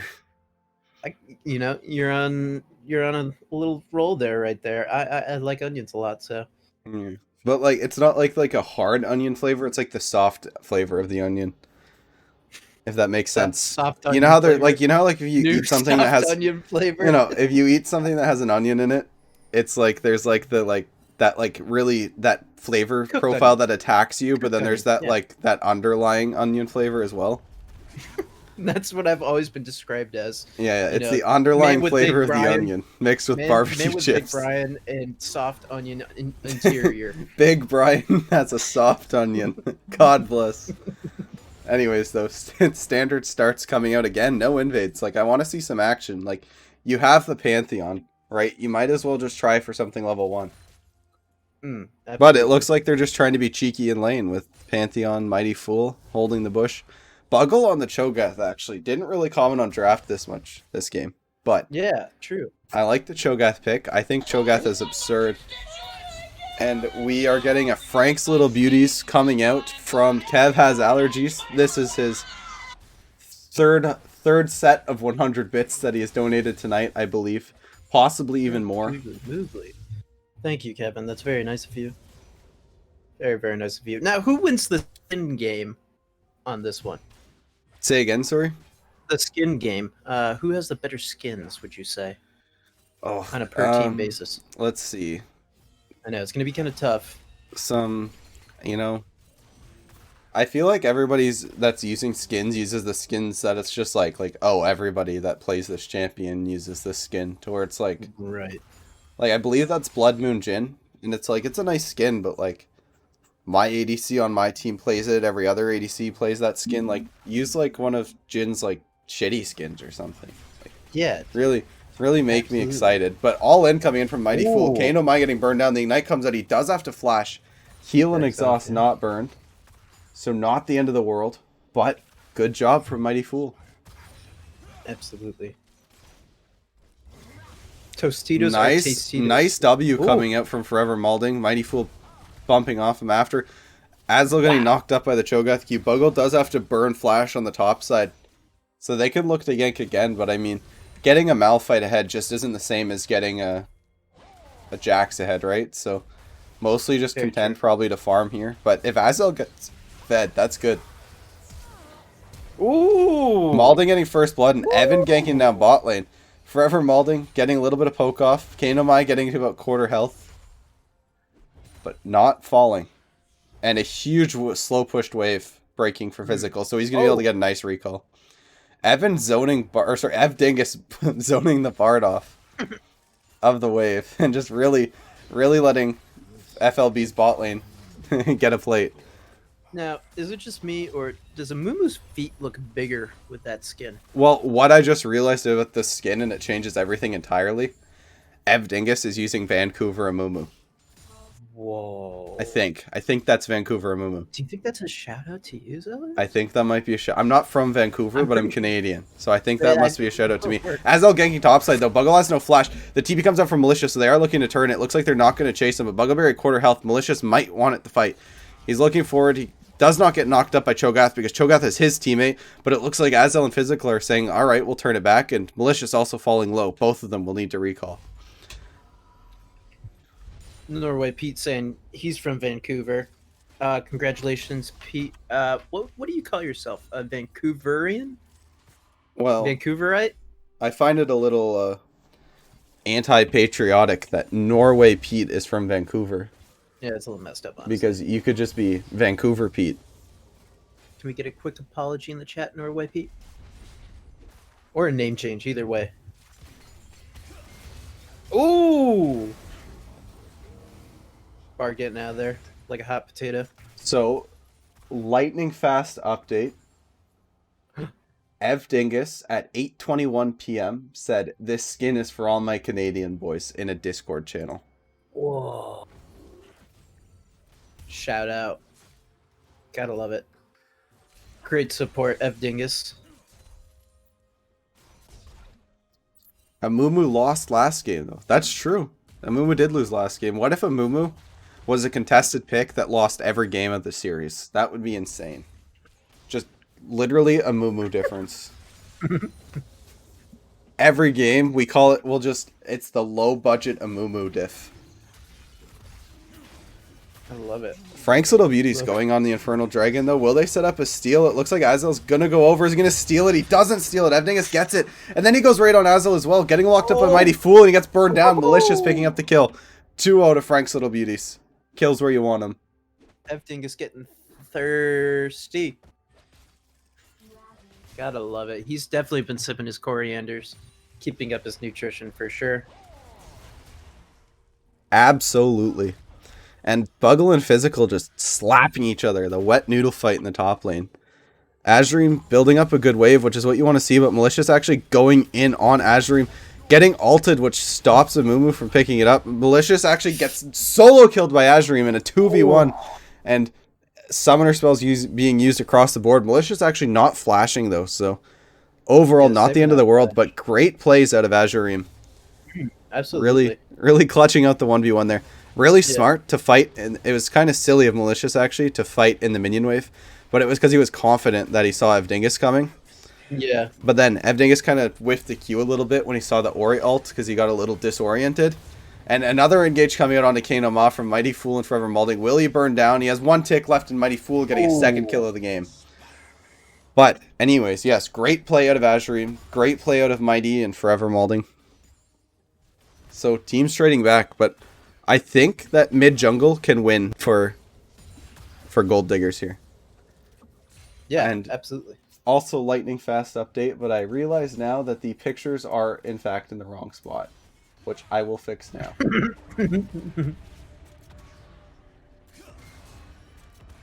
Quick little ult action. Oh! Bringing him down left and right. There you go. And Forever Malding falling. Wait, he's not Can he get falling. up? He lives. He burned the exhaust. He gets away, and they got the kill. Very close there. Looks like Not he gets close out. enough though. F Dingus actually wanting to turn it, looking very aggressively on the Bard, and his team's telling him no, but he's like, no, look, I'm gonna do this. He's probably laughing right now, even though his team's crying at him being greedy. But he gets out, and he's saying, look, guys, I'm fine. Anyways, plays after plays after plays, and to everybody in chat right now, all 72 of you, thank you so much for stopping by, watching. Feel free to drop a follow, join the Discord if you're interested in making a team. Obviously, these are the finals, so soon enough, the new season will start up. We're currently accepting teams for the next season. So if you have a couple friends that you want to make a team with, feel free to pop by, join the Discord, make an application, and within a few days, you'll be in. And if you're a new player, or you don't really have friends to join, we have a free agents channel. Come start your own team, make friends through the league. Very open, anything is possible, and I hope to see you guys around. Yeah, come have fun. Absolutely, just like these folks here. But pretty big leads overall for Frank's Little Beauties, with Azureem being like the diamond in the rough right now. Bugleberry just giving little pokesies. Ladouis saying it's because you're not eating at Ben La Bédin. Whatever that is. They're now talking about more Canadian things, such as beaver tails. I was about to say, I've heard of beaver tail before. Please explain. All in coming up from Azureem, and it actually gets turned, though. The Amumu ult coming out. Evdingus slaying Azureem. Azel's left. Amumu has Conqueror is healing through all that damage, and it's a double kill. Good lord. Is not giving a darn it. I look away for 5 seconds to interact with chat, and there's more action. And again, Mighty Fool going in. The Polar Bear getting engaged on. Ult's coming out. Will Jin pick up the kill? No, it looks like Mighty Fool might steal it. He won't. Malicious is the one to take it. But Ev Dingus is off the charts right now. With the double ruby crystals, too, being the only items he has. He backs and gets a full Sunfire Cape. He doesn't care. It didn't matter. Doesn't care. He doesn't care. He just wanted the health. F Dingus Now. smurfing. True. And Confirmed a F Dingus. tower dive onto the Bard. Bard falling down. Forever Malding getting the kill. Great play out of Frank's Little Beauty's bot lane here. Really showing what's up. And Seriously. again, I gotta mention though, even with the scoreline it's at, in second game in a row, but Physical doing so damn well up in the top lane. Sure, he had a slight advantage in the Jax versus Ornn matchup, and I was saying like, hey, he has like a 30 CS lead, as he should. But in this game again, it's a tank fight where everything should be relatively equal. Azel actually ganking bot lane though, but it looks like nothing's going to come of it, just small little trades back and forth. Back to Physical though. He's 30 CS up again in a lane that really I don't think he has any right to be up that CS. So like, Yeah. hats off to him for sure. He's doing a great job tonight, honestly. You know, it looks like we'll whisper Little here as the sneakster. Australian bot lane from Frank's Little Beauties hides in the bushes, waiting to prowl. Actually, wait. Well, it's just Caitlyn if she does get engaged on. The Hex Flash is coming out. He's going in. She fell into it, and she is down. No. Polar Bear dead. Forever Malding getting another kill. Another Dark Harvest stack. Bard was looking mid, and Polar Bear just walked up a little bit too far. And, I mean, there's really only so much counterplay to that. If you're really Polar can't. Bear, like, you can be upset you walked up, but it's not like there's any chance to live that. Malicious and Azurium trading ults, and then Azurium having to flash away because Malicious just saying, Ev Dingus with a sick Q over the wall. Azurium's going to fall, but the Zhonya's, and Ev Dingus is tanking. And Ev Dingus actually is probably going to get shut down by Azel. Will we see some crazy play come out? There was an attempt, but no. Azel claims the shutdown. Buggleberry in a bad spot, though. Physical does have ult if he can chunk him down. Yeah, it looks like Buggle will just go down. Without even having to ult, Physical is going to get the solo kill on Buggle. Ooh. Now, the thing is, right? Just because they may be wet noodles in the top lane, enough wet noodles will still drown the other top laner, I guess. That's very And true. we just witnessed that with Physical getting the kill on a no Buggle. Solo. No one wants to watch a man gargle noodles, that's for sure. Trust me, I've done that once. You do not want to do it. Getting some of those plates off the top tower. Plead the fifth, saying that Buggle got his alt stack off before he died, so it was worth. There you go, yeah. Mighty trying to steal the dragon, but I really like this from Gold Diggers. Again, what I said with Ev Dingus was like the pace was going to be faster, so if they could come out on top, like FLB would be rolling. But despite being down 7 kills, they still took the momentum to find a kill top with Physical, get a pick on Ev Dingus, and then get the dragon, right? Even being down with what they are, they still found an avenue to get dragon. And that's what makes me excited about this team. Absolutely. Physical has been popping off the whole series, and Azurium too playing pretty well overall. Like the 1 and 2 scoreline does not reflect the gameplay coming out here today. Absolutely. Absolutely. And obviously the bot lane for Gold Diggers not having the greatest of times, but Kane no Mai walking up and rotating and hovering mid, good rotations. And I mean, if you're the Polar Bear, it feels pretty bad right now, but amazing game 1, and like it's not even that it's like being 0-4 is completely the Polar Bear's fault, but it's just like it's so unforgiving against a Jhin Pantheon lane. Like even just like that, so the dive mid that I didn't even get a chance to talk about. on. Yeah. They are already ready for it. Now they're pushing in mid. Oh my gosh. Azurium getting very camped, yeah. Camp And mid win game pog. nice siege coming out in the mid lane. Should take down the tower here with the cannon. Obviously being careful of the Hecarim, knowing that Caitlyn is probably around. Orianna back up, ready to walk. Ready to. And we may have a moment of peace where I will catch my breath. Oh, taking pot shots off. Got to love it. Azel being sneaky. Looks like Frank's Little Beauties is coming down into jungle, or at least Ev Dingus is stepping his little toes in. Feeling out the water. Checking the temp. Alt coming out from Silas, but doesn't quite hit. And it is a true moment of peace here, as FLB just want to chunk down the mid tower, and Gold Diggers just want to let them not do that. Yeah, And good point. but Evdingus is looking.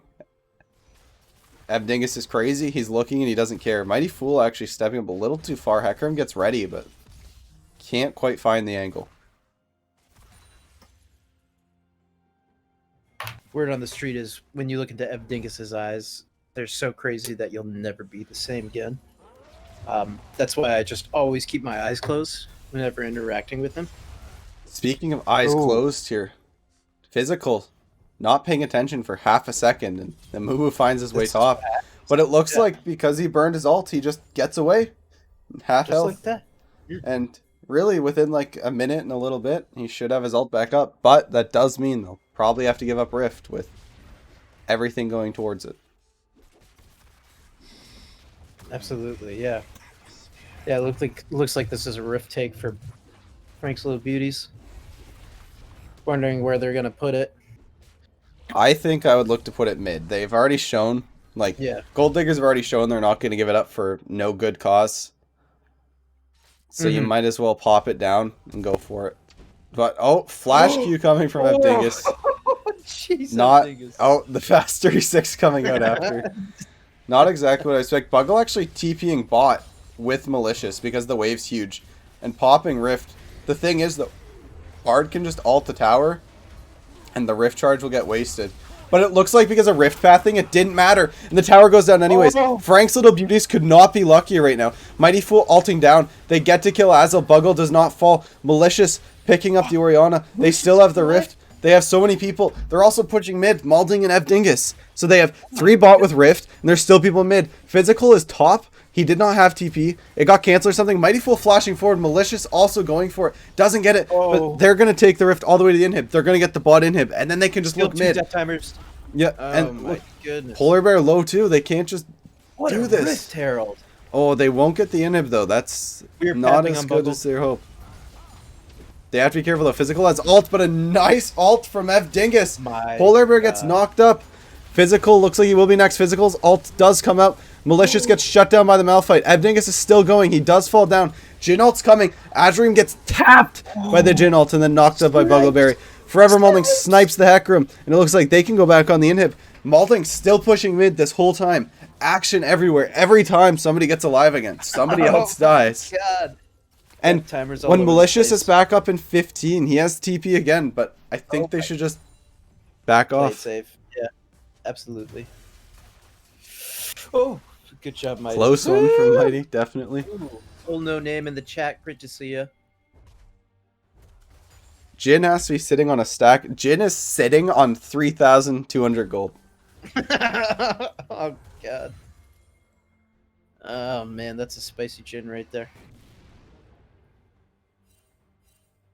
Honestly, we've seen a lot of great plays from both sides this game, especially. But honestly, Frank's Little Beauties has been really pushing it over. You know what I've noticed? What's that? This third dragon has been up for like forever. Oh my gosh, it has, yeah.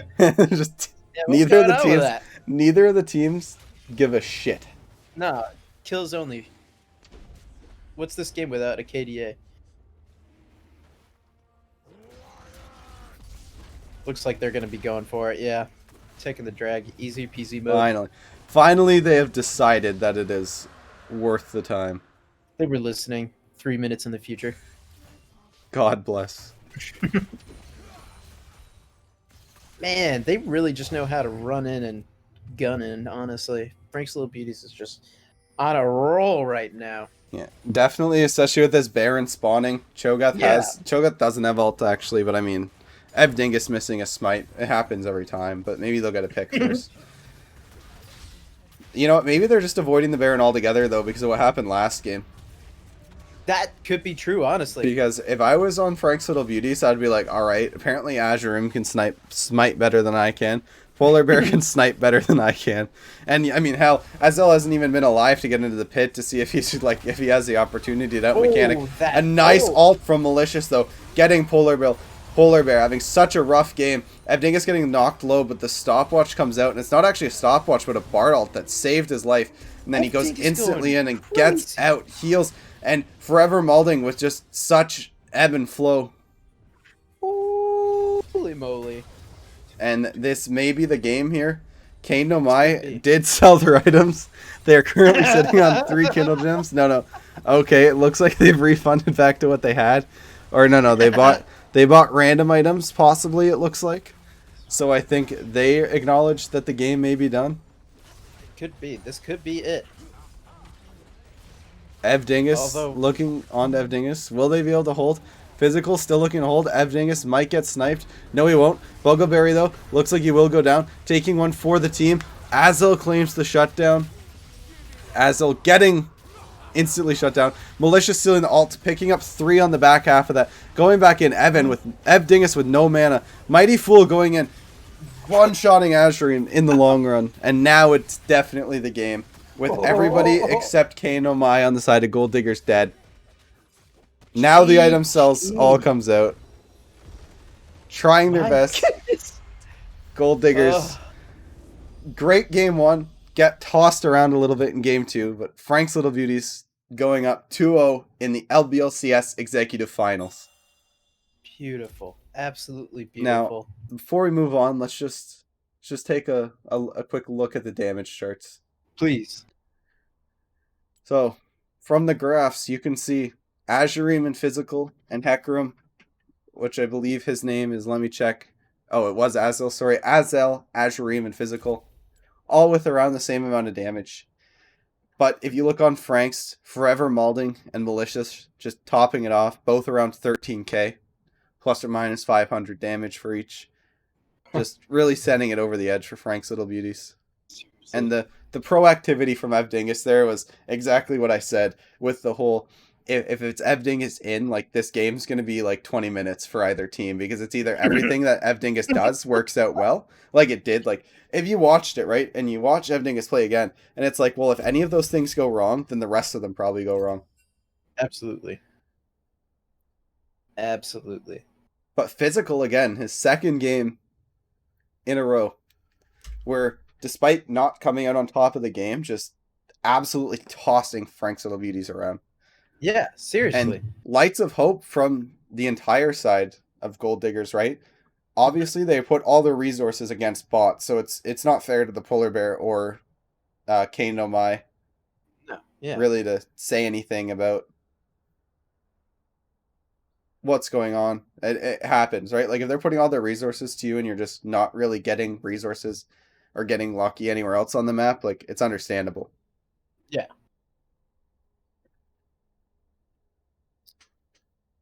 Looks like we're still missing a player. Maybe a substitute support. I think we're taking a quick break for both teams to kind of use their toiletries. Not use their toilets, but their toiletries. You know, things like shampoo, conditioner, toothpaste, things along those lines. Because we really don't want any stinky players. This is true. In the games. When you smell bad, your Brian doesn't think right. You know what I mean?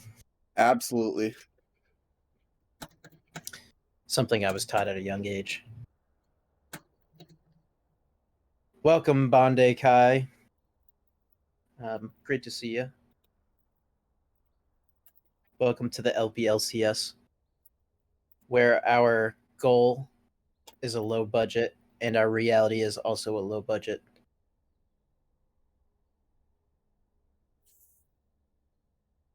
Yeah, pretty crazy game so far. I mean, here's the thing.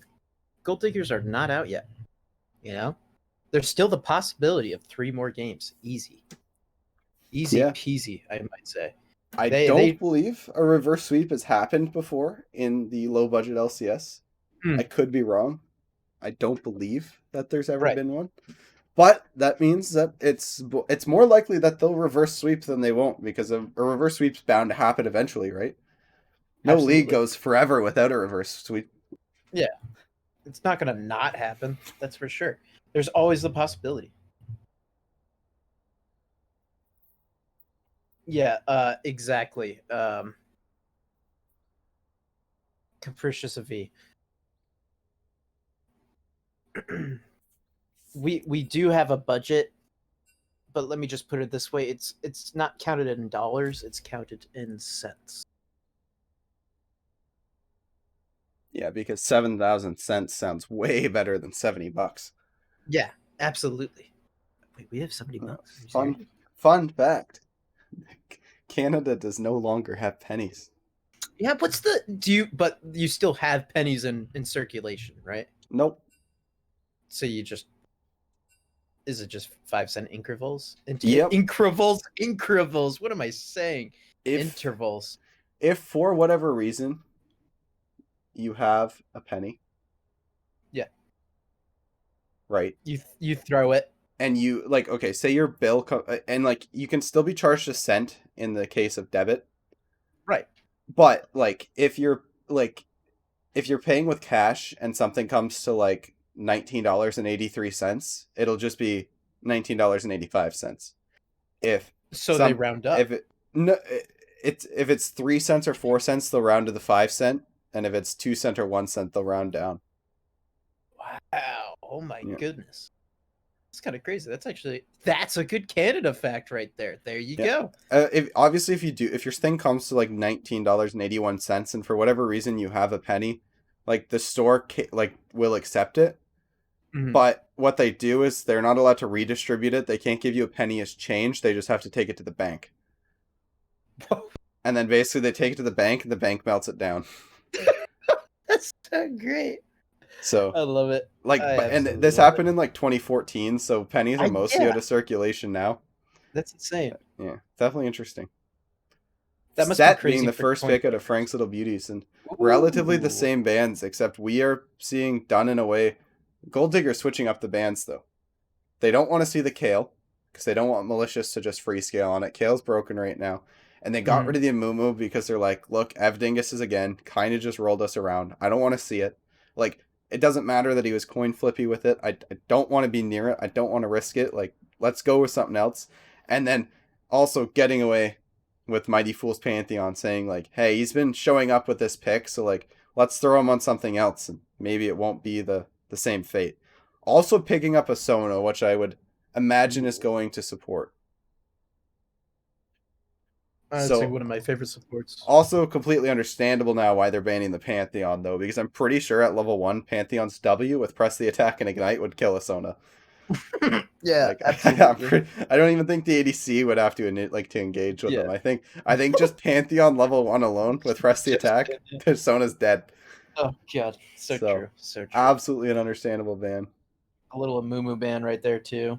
Yeah, definitely. They didn't want to see.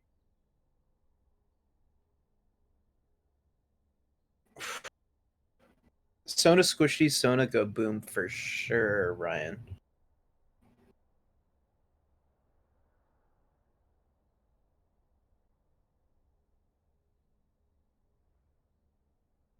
Yeah, I'm really interested to see how Gold Diggers is gonna correct their comp kind of to face up against Frank's Little Beauties this time around.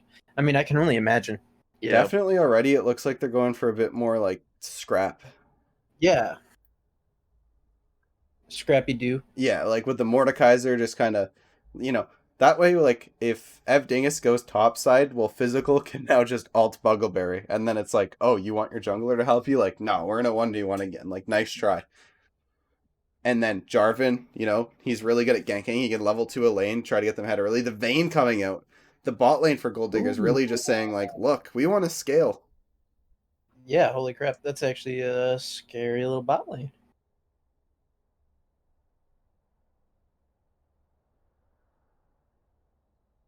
Oh, man. Wayne. I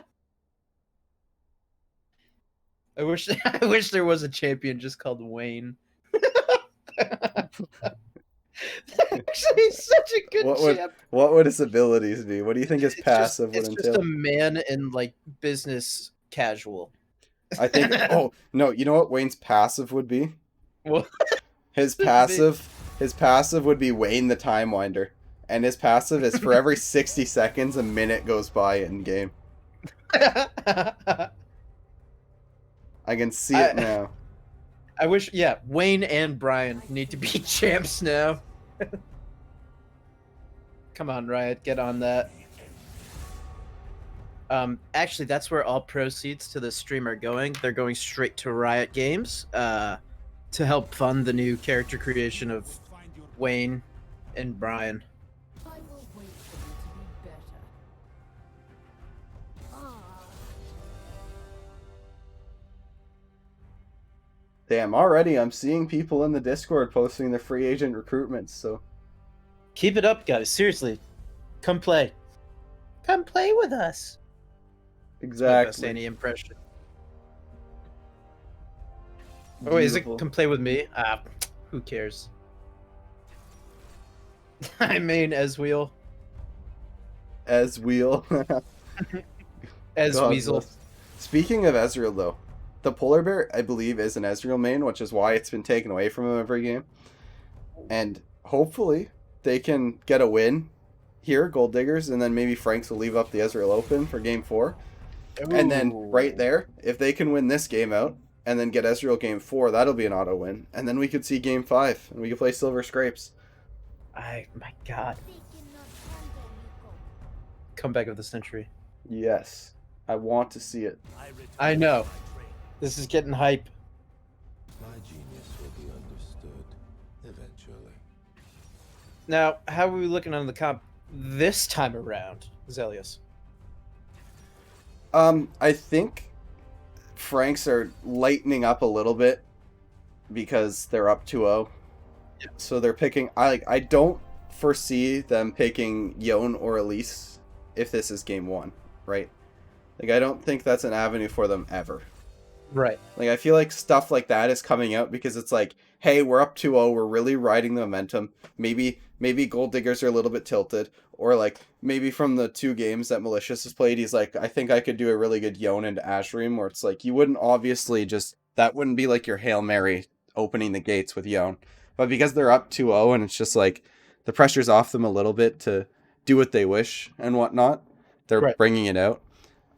I still think a similar issue could come from game 2, though, where overall the Gold Diggers bot lane is meant for like late game. Like if it goes like 40-50 minutes, then like absolutely they'll be content. But with the way they were playing game 2, Frank's Little Beauties could just camp them, set them behind again. And like if Vayne and Sona end up like 0-3 each, it's hard that they're ever going to find relevancy in the game. But with that being said, Avdingus is a known inter. Yeah, true. So if somehow, and again, we know the Polar Bear and Kane No Mai are mechanically good, right? So if Avdingus, does his inting, and then Polar Bear and Kane No Mai pull out their sick mechanics, like Frank's Little Beauties is doomed now, right? Like you have to look at the opposite perspective too. Like I don't think Vayne Sona should get ahead, but if they do, it's doomed. ZZ Chocobo, otherwise known as the Duke of Diapers, is one of the most successful Challenger players of all time. After 2 weeks and going through 2 boxes of diapers, he progressed from Bronze 3 to Challenger tier with flying colors. Now retired, he is waiting for the price of diapers to dip before he makes his first appearance in the pro scene. It's true. I've Now- had talks with Team Solo Mid, Cloud9. X, I don't want to toot my own diaper, but you know. X, Proud the of it. cause XX saying poop trucks.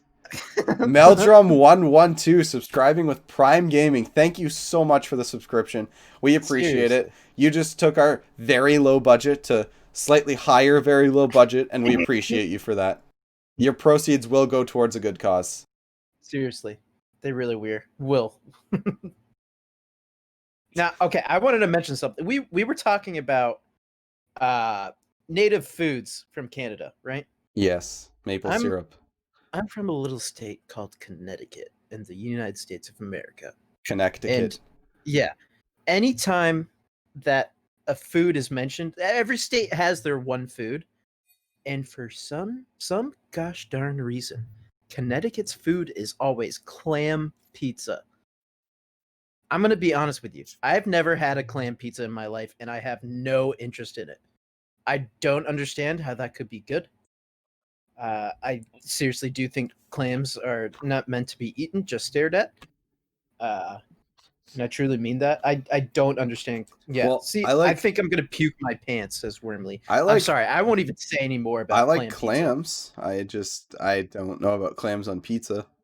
Yeah, it's like Um, it's supposed to be like a white sauce pizza with little clammies on it. mhm. You're missing out. It's a real diaper filler. I'm all about the diaper fillers, honestly. Well, honestly, you don't want to fill the diaper too much. A little rookie mistake. Trust me. So yeah, that's I don't know how I feel about a clam pizza. I know. See what I mean? To have your state's famous food. I mean, like Idaho's is just like try our baked potatoes, fully loaded baked potatoes. What It's like, is like oh, this is Maine? great. Like what's Maine's food? Maine lobster for sure. Really, what about like New York? New York is definitely maybe like a sandwich of some sort, And like then an like Italian like sub. or like a like a corned beef steamer or something, like a Reuben sandwich. Corned beef steamer. That's my new band name.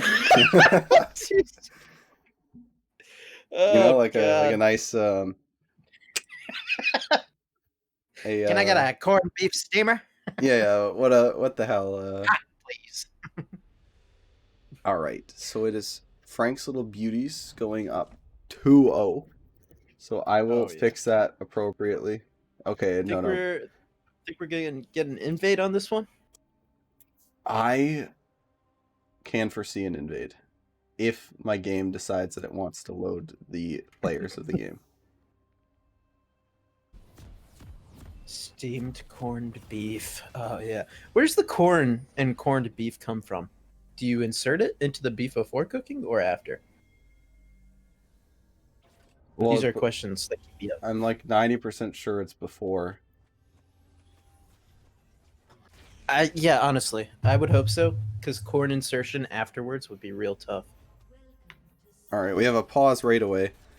It appears that Malding did not connect. Watch gives me time to do stuff like put summoner names on for you guys. And Yeah. raise the volume so that you guys can hear what's going on as well as I can. And I do this because here at the LBLCS we care about you guys. You, the viewers, make this stream possible. It's true. Now, the middle of a corn, the cob of the corn, can you eat that? Is that edible? Or, I mean, I know it doesn't probably taste good, but can you eat that? Is it called a cob? I guess it's corn on the corn cob. on the cob. It's in the name. Yeah, but I feel like that's like the husk of the corn or something, you know? Because don't you? It's like you chuck the husk or something along those lines. Ah, I see. Unless the husk is the outside. And then shucking it is getting rid of it, but I don't know. Eat the corn like a hot dog. Yeah, I agree with that. That's my new motto. Honestly, one thing that really grosses me out about corn is the little hairs. I really don't like the little hairs, the silky little hairs from the corn being on the cob. Ugh. I don't know what corn they feed you in the United States of America, but I am unsure of what you mean by silky when you hairs. look at a corn from like on the cob, like you haven't taken off the outer leaves or anything like that. If you look at the top of it, you see those little fluffers usually. Oh yeah, but you never get that like in the cooking process. Well, maybe you don't, but I'm very hastily cooking my corn every day, right before I go to bed. So, Huh. I know what you're talking about, but I don't know, I guess I never. Oh, the husk leftover. Is that okay? buttered corn hair, corn noodles. Mm. You know, this is the third game in a row where there's just nothing hype about the level 1, though, and I am upset, especially if the series ends here. Seriously. Because that's 3 games of nothing happening before the minute and a half. I know. It's like, I ugh. want some sweet plays. Cool invades. What do you think's cooler, 2 swords or 3? 1. Whoa. Crazy. Because, like, look, It's a hot anybody take. Anybody, like, look, anybody could 1v2 with Mighty Fool already going in. And this is what I'm saying with, like, having such a weak lane, is it's just Vayne Sona's. If they scale, sure, they're beasty, but, like, You gotta make sure you get there. you gotta get there, exactly. Yeah. Anyways, with one, like, it's way more badass if somebody like, imagine, like, an actual warrior 1v2ing with one sword compared to two swords. Big sword or small sword? Big swords, One big of course. sword. Yeah. Okay. No. Cloud Strife. I would rather have two small swords than one big sword. Buggle flashing early. Ooh. Still flashing into the passive, though. I think he might have been able to walk. But, I mean, again, we can't really sleep on his performance either. Like, Physical has been getting the best of him, but it's not like Buggle is, like, the show, like, the performer of his team, right? Like, he is, like, the fact that he's willing to just take it is why his team works. And Azza with a nice gank bot side, getting Forever Malding's flash, but it looks like they're not ready to give up. But they walk back, and now Forever Malding might die, looking to trade back onto Vayne. First blood does go to Forever Malding, but not getting picked up. And Azza with a double kill with a nice flash EQ. And this is a good start for Gold Diggers, and this is what we wanted to see. This was the scrapping. Great job from Azel. Good engage overall from Gold Digger's bot lane. Unfortunately, Polar Bear did fall thanks to Forever Malding, you know, being a little ballsy, walking back up, having Dark Harvest, knowing the limits. But 2-0 on the Jarvan. Not a bad start by any means. But anyways, back to Buggleberry. Can't sleep on him because, again, he's not the one that you're expecting to perform. He's the team player. He's the shot caller. He's setting the team up for success. He's making it so Physical doesn't get too far ahead. Like, Physical hasn't been able to carry the games. And that's, again, a big in part because Buggle's not letting him just toss him around like Physical can do with other top laners. Absolutely. Absolutely. So although he hasn't been getting a whole lot of love, definitely keep that in mind when watching, that he does a lot for his team. It's just, some players it's harder to see what they do. Oh, absolutely. Especially with Buggle on the account of he wears a blindfold and plays upside down. As a personal handicap.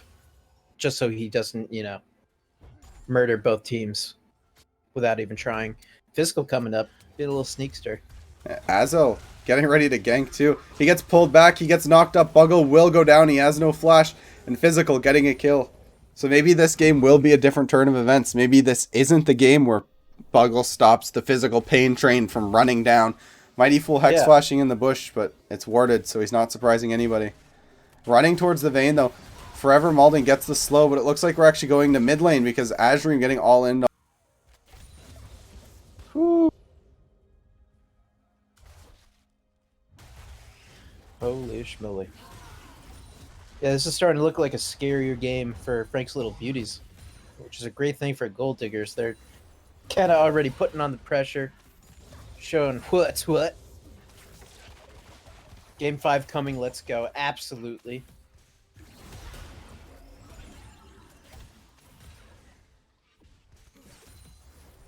Absolutely. Yeah, not much happening bot lane, just killing off minions. Taking some shots on Tau. Ooh. Taking some big chunkies right there.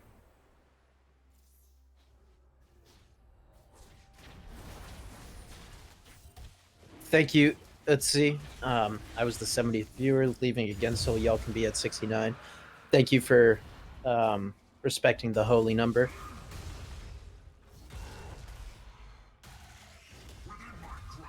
Buggle taking little pot shots. Ooh, getting whacked though. You can tell this is a bit of a scary matchup for Buggle. I mean, obviously, Physical. He's just got things going for him right now. He's playing right. All these games so far, he's been knocking it out of the park.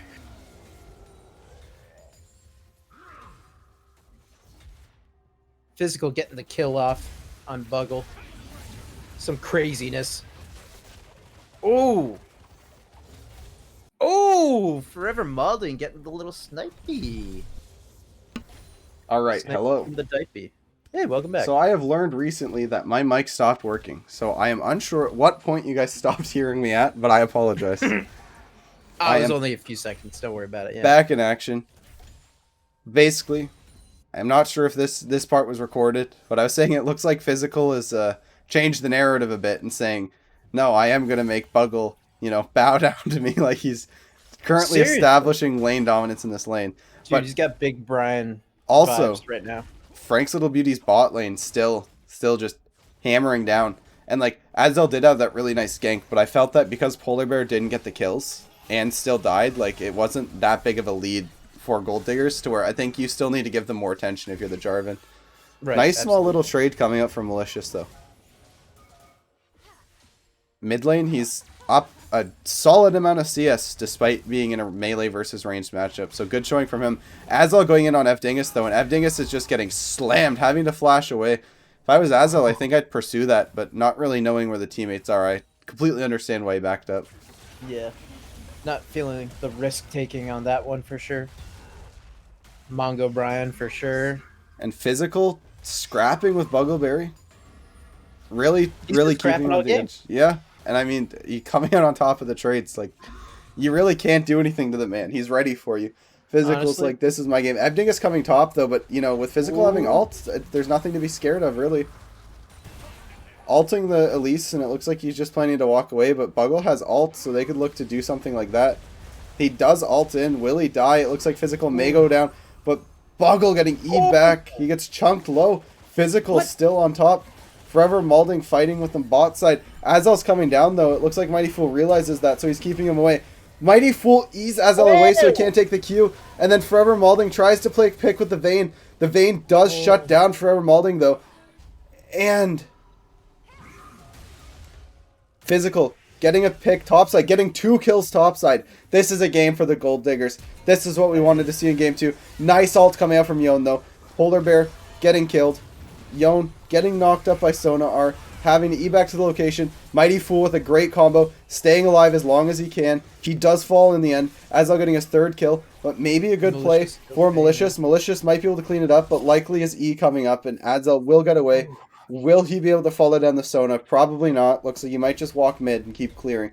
But overall, this is the game we wanted to see from the Gold Diggers. And like we seriously. said, Frank's Little Beauties, maybe a little complacent with the draft, but even then you can't pinpoint that because we said that the risky things were the mid and jungle. The mid's ahead by a lot, and Evdingus is, although he's getting outpaced a little bit, he's not exactly behind. This is just Gold Diggers stepping up their game. This is Physical saying like, alright, like I can stomp Buggle, just keep Evdingus away from me, and Azel, you help our bot lane out a bit, right? Like, obviously Vayne Sona, no, the best Vayne Sona in the world just aren't going to be able to do well against any decent Misfortune set. So it's like, Seriously. they understand that, they see that, and it's like, okay, well, let's get Jarvan some resources so that they can help out the Vayne. And then if the Vayne can scale, we all seen what a late game Vayne looks like, right? Like, no item change is gonna do anything about that. Absolutely. Absolutely. Yeah, I mean everything's on the line, Like this is make or break for Gold Diggers, and they're showing that they want to make it.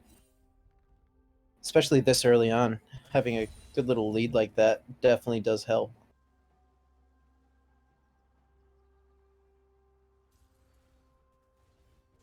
All lanes just kind of taking it easy for now. Yeah, we get another grace period. Absolutely. Evdingus ganks oof in chat. Yeah, 10 minutes in and nothing really successful. Only one failure.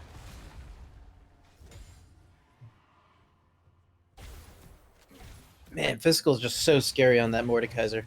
It looks like Misfortune's building lethality, which I'm definitely interested in seeing, but I don't know if any ADC here is gonna have an easy time against the Mordekaiser Jarvan. Yeah, that's just going to be tough. We'll definitely have to see how the game pans out, but right now it's looking very convincing for the Gold Diggers. Seriously, yeah, it is. Because, I mean, the part that you would really anticipate, like, look at Forever Malding, obviously chunking the Vayne, but, like, the part where you would anticipate Frank should be, like, really far ahead, they're not.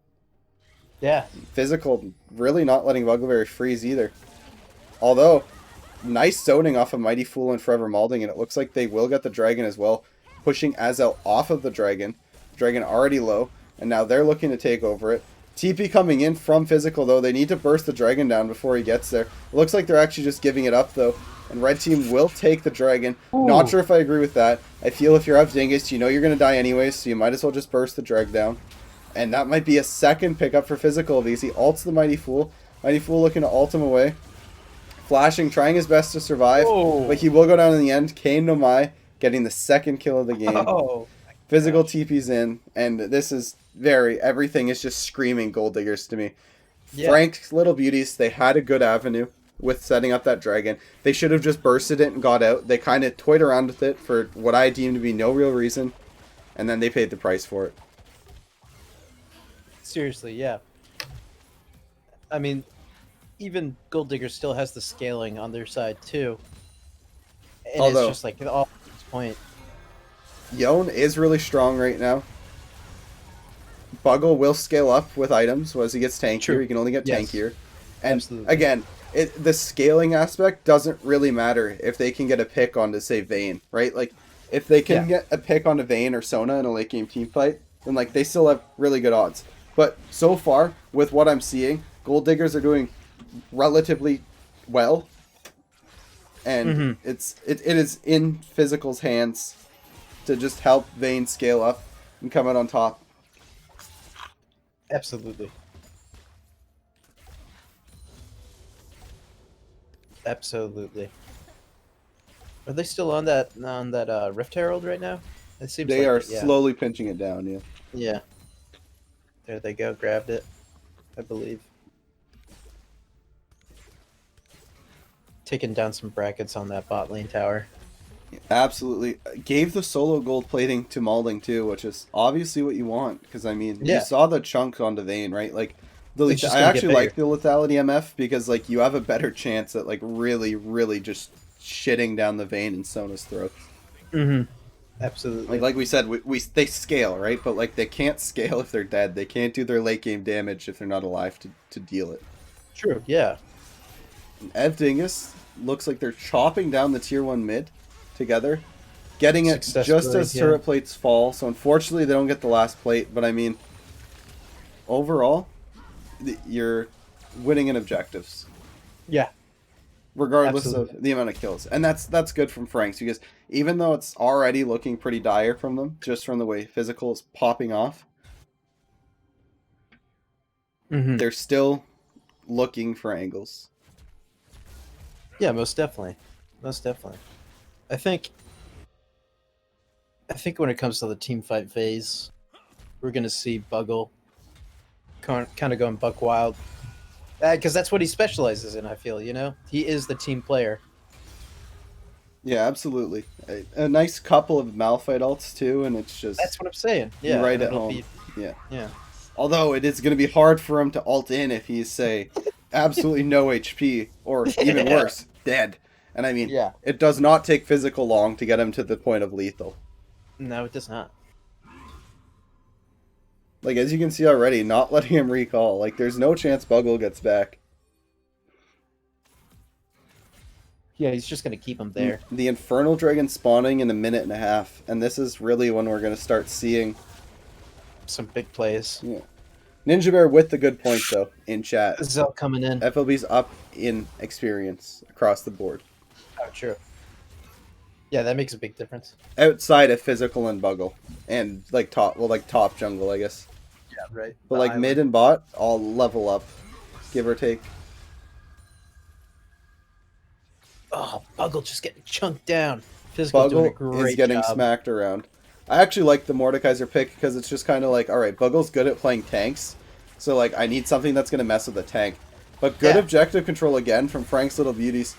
Misfortune ult coming out. Will they be able to burst down the Polar Bear? They're looking for it, but Vayne ult comes out. Forever Molding flashing forward. I don't know how I feel about it, but he gets the kill. Azel jumping onto Ev Dingus. Ev Oh, Dingus that's just dangerous. barely living, yet not exactly what you want to see. Kanomai picking up the Ezreal. Will Forever Molding be able to do anything? No, it looks like he's going down as well. Malicious had to E back to his initial ghost, so he's not exactly where he wanted to be. But he might be able to get a kill onto Azel. It looks like he will. Azel going down. And this Yone is so fed. And I mean, I'd imagine that Yone still spikes at 2 items. I'm not sure how the new build works for him. Honestly, But- this is my first time seeing Yo, and it's blowing me away. That's some What I'm crazy seeing. gameplay. Pretty good, yeah. There you go, getting the bot lane tower. Good. Rotating back to Dragon for Malicious. Yon is the unforgotten. And you can see with Malicious's gameplay that you will not forget him.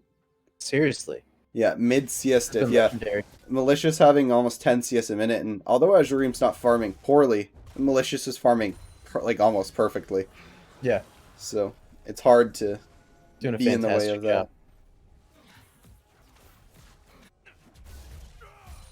But again, this game really isn't about Azureem or Azel or Malicious or Evding. Like, I really feel like it comes down to physical versus molding.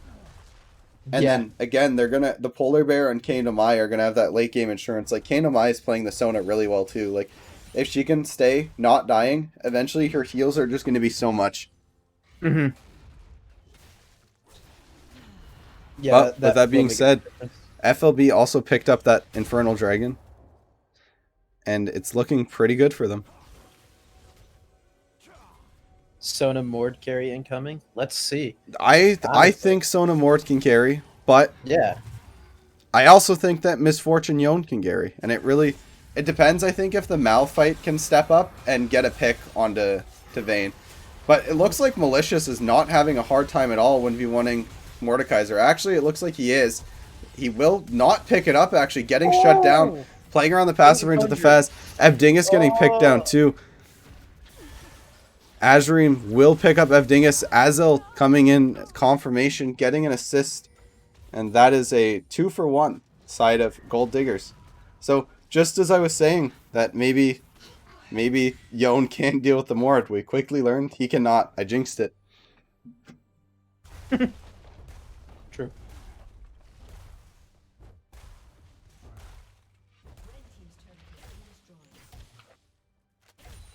Another red team turret down.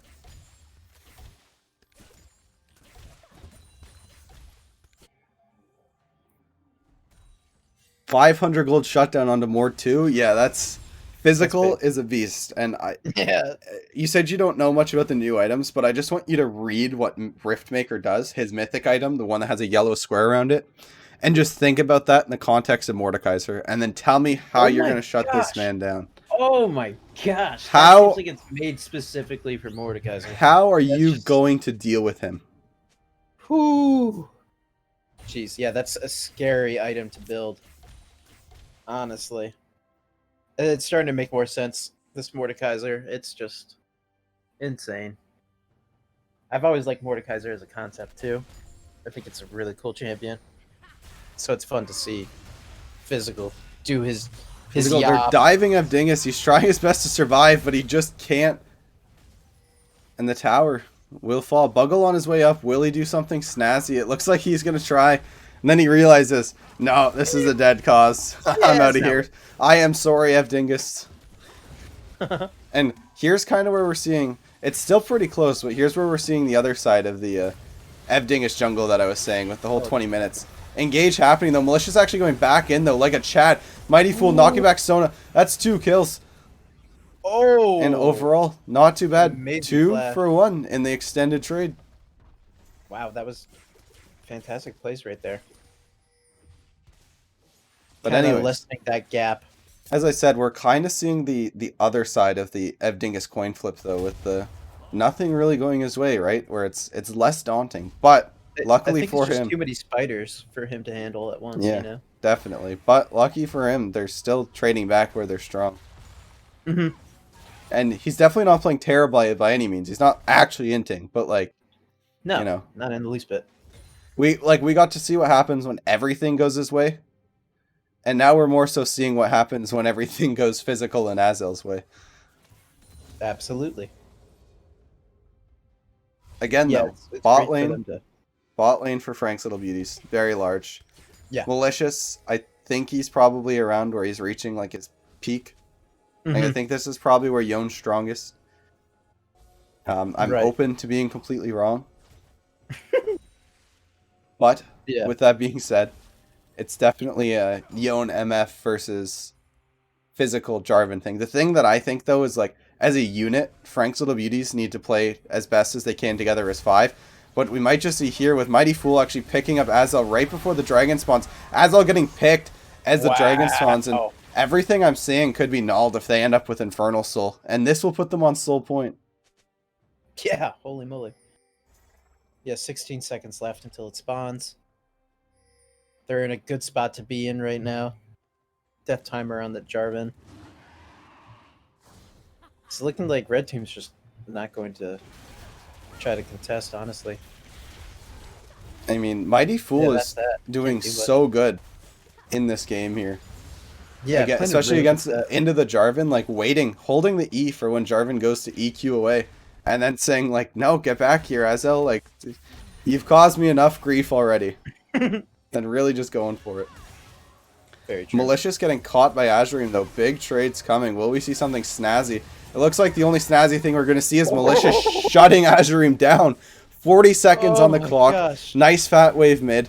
That will be at least this tier 2 tower. Will they push forward? Yeah. I am not sure. Physical Lots is of recalling, and that is somebody you don't want to mess with. But in the end, it is a 5v4. And if Mordekaiser ults somebody, then it's still a 4v3. So with the numbers advantage, it looks like they are just going to push, and they're going to break the mid inhib.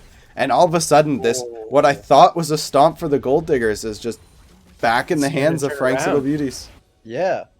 Gold lead right there. Tower lead. It's just, And like, my goodness. here's where we can again reaccredit Buggle. He is 3,000 gold down compared to Physical. But Yeah. because he's really just playing to soak for the team and to Yeah, that's ult, all he needs to do. it's good. Like, just being 3k is better than being 3.1, 3.2, or, you know, worse, like 4 or 5. Mhm. To where it's Yeah. just like, okay, well now we actually can't carry because the Mord is running around with a death cap at 20 minutes. But like on the other side, for example, Forever Malding is 3k gold above the Polar Bear. So it's just, at this point, it's not out of the game for either team. It's just, I think Gold Diggers really need to play around this physical win condition and just keep trying to let the vein scale. I think within recent moments, they've tried to start like 5v5 scrapping, when that's just not how you win yet with the leads they have. Right. But we Yeah, good shall point. see as things start looking towards more so the Baron. Yeah, I mean, this has been quite the flip-floppy game. So far, at least, you know? Yeah, Who it knows is. what could happen with this Baron?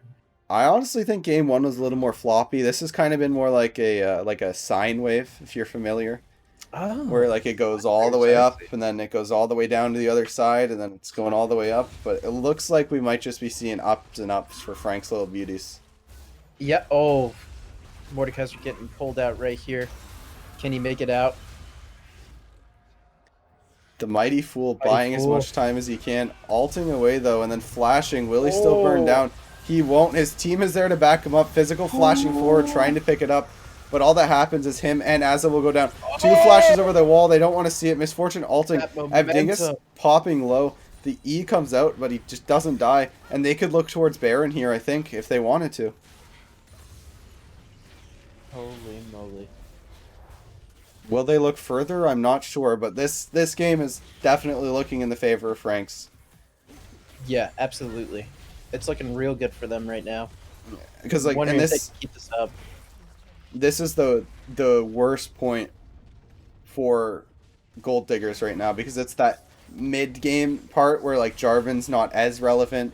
The Ari's mostly just charming if she's not like really far ahead. And then like the Mordekaiser's still strong, but you want him in the side lane. So like with Frank's just like forcing Mordekaiser to be, you know, in and around. It's not as easy for them. But Azel going in on Bugglebear Finn, Buggle getting pulled back by the Mordekaiser. Every time that I say something's going wrong, the overextension from Frank's Little Beauties is just beneficial to the Gold Diggers. They're going in. It's a 5v4. Malding gets shut down. He doesn't get shut down. He does get shut down, but he trades with Ari. Oh. And overall, 2 for 1 so far. Malicious splitting top. Absolutely insane. Clearing the wave, and they back up to go into the mid wave.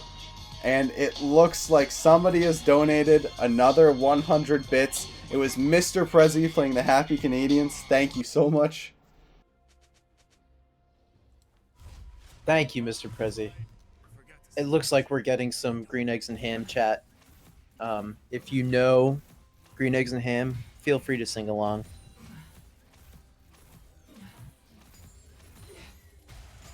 Yeah, this has been quite the game. Quite the series so far, too. Yeah. Although it's looking like a 3-0 from Frank's Little Beauties so far here, the games are a lot closer than meets the eye. I mean, like, hell, you can even Yeah. look at the scoreboard, right? Gold Diggers are still up in kills. They're hardly behind in gold. And game one was kind of a similar fashion. It was really even, but just the being the first to objectives on the side of Frank's, and then just having like that extra little bit of willpower to force. But this, speaking of forcing, maybe over aggression, Mighty Fool flashing in, and anybody could get picked at any point, and then it would be really good for the Gold Diggers. And I still believe in them. I still believe in them, Chocobo. Yeah. No, seriously. Azal going in on Misfortune, not canceling, but Forever Malding does go down. That's Azurine picking up the ADC. Vayne now doing exactly what you want to do with a Vayne. Getting picks, Physical getting a pick. That's 2 dead on the side of Frank's Little Beauties, only trading for the Sona. Buggleberry, Finn, and Malicious, though. Vayne is getting all in on. Will they be able to get them down? Malicious getting low. Malicious not dying, though. But Buggleberry, the one going down. And Malicious will be too low. Mighty Fool's on the backside, but Malicious is too low. They know they can't go for this. Will Malicious somehow get a Miracle Steal? Look, they're pinging for the bot in him. Mighty Fool is going to be going for the bot in him. I don't think they can get it, but that's what it looks like they're looking at. Sneaky. I think it's too ballsy, but maybe if he's just going for the last hit on the mid inhib or something, yeah, that looks to be what he's doing. I think he pays the price for this, but I'll allow it. Oh, he might. Yeah. Yeah. Yeah. Still though, Yeah. Azurine getting a lot of gold funneled into them now. Definitely helps a lot. And the Vayne, again, you want a Vayne spot. The game is getting later. It's 30 minutes now. So it's like they survive in 5-minute intervals. Like if this game goes 40 minutes, I think Gold Diggers have a really, really good chance. Absolutely. Yeah. As time goes on, there's this slump right now where it's just like, because Frank Little Beauty's champs peak at 2-3 items, whereas most of the champs on Gold Diggers peak at like for Vayne and Sona, like they peak at like 4 or 5 kind of area, right? Where like they're sitting on 2 right now. I mean, Mordekaiser, I don't know with the new items too much when he stops getting strong, but it looks like he's getting picked right now. He does ult onto Ev Dingus, but Ev Dingus just polishes it up, it looks like. They may look onto the Baron now that Physical is down for 50 seconds. That's and really that is big. exactly what they're doing. Azel's in base too, and it doesn't look like they're going to be able to contest it. Yeah, Gold Digger's just staying in base. Yeah, that's looking like a Baron for them. That's really big for right now. Stealing the red buff too. Rotating up top side. Oh, man alive. This is going to be real make or break right here.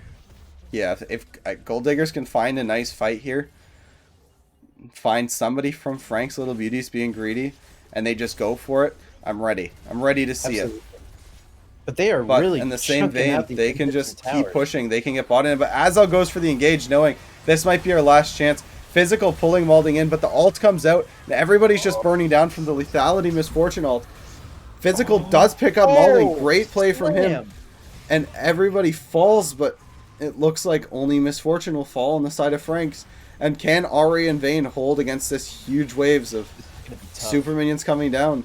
And I don't know if they can. They did get Mighty Fool, it looks like, but the tower chipping down. The Nexus is exposed. Abdingus hitting a major cocoon onto the polar bear. Greeting. 3-0. Frank's Little Beauties winning the Executive League Finals. Congratulations to your new champions. Woo! Holy moly. What a series. So let's look at the damage charts here. Because again, we know that Frank's Little Beauties came out on top, but I think it's, again, just important to stress like how well Gold Diggers were playing in each game.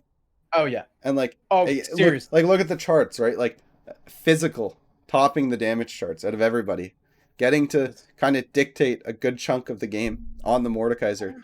Gosh. Smack, again, Mordekaiser, being kind of even in the first 2 games, but like really, really smacking around Buggle and Evdingus in this game 3. Like showing his worth. Like I'm unsure what the team dynamic is, of course, with the Gold Diggers, but like if for whatever reason Physical is free agent over the course of this next window before the season, like this is your guy to look at. Like he is a star All-star player. team. And All-star team. game for one, sure. game one, we look at Azurine, two Baron steal. Oh, sorry, a Baron steal and an assist on another Baron steal, right? With the Polar Bear getting the second Baron steal on the Lucian. Like these aren't players that are just joking around. Even though it was 3 wins for Frank's Little Beauties tonight, it was a great series overall. And the first and the third game definitely could have gone either way. The second game, pretty convincing, but even then, at the very start, I was willing to write it off Absolutely. and Yeah, say no, like, seriously. hey, this is Gold Digger's game. It's just small things and good macro coming out from Frank's Little Beauties that allows them to 3-0. And Mhm. good teamwork from Frank's Little Beauties as well is the biggest thing I saw here tonight. Because it's Yes. like not everybody was playing. I'd say everybody played well. They had a game where they popped off, but like let's just look at game 3 for example, right? Where it was like Buggleberry and Ev Dingus having a so-so time, right? Not it definitely wasn't going the way in their head, but because they're smart players and they played to who what I'm assuming is Buggleberry shot calling and whatnot, they were able to come out on top. Yeah, absolutely. And yeah, it no, looks like seriously. we do have a Buggleberry in chat actually that we Oh, can bring in for an man. interview. So Oh, welcome man. the glorious, victorious top laner coming off of a 3-0. Frank's Little Beauty's top. Congratulations. Well, Team Buggleberry Finn. Victorious. Team Victorious. Oh, yeah. I had to play that beta cuck role a little bit, and I had to let them. Physical is nuts. First off, I wanted to say, Physical, if I ever meet you in solo queue, you're gonna win the game, and I hate you. You're just way too good. But we knew that Physical was good, and we knew that he was probably, if there was a position that could carry me, we threw so many bans at him. Knew he was great, so I went in the top lane against him for this series, because my strengths are not really within my play; it's really within my voice. And that's how we were able to play around the shot calling and everything. But big props to my team for not getting discouraged when I started each game 0-3. Mm-hmm. Absolutely. Really impressive plays by everybody in all of those games. Honestly, who was your MVP? Would you say? Mighty Fool. Yeah. Mighty Fool had. So I do a lot of the shot calling. Any team fight, you don't hear anything but my voice.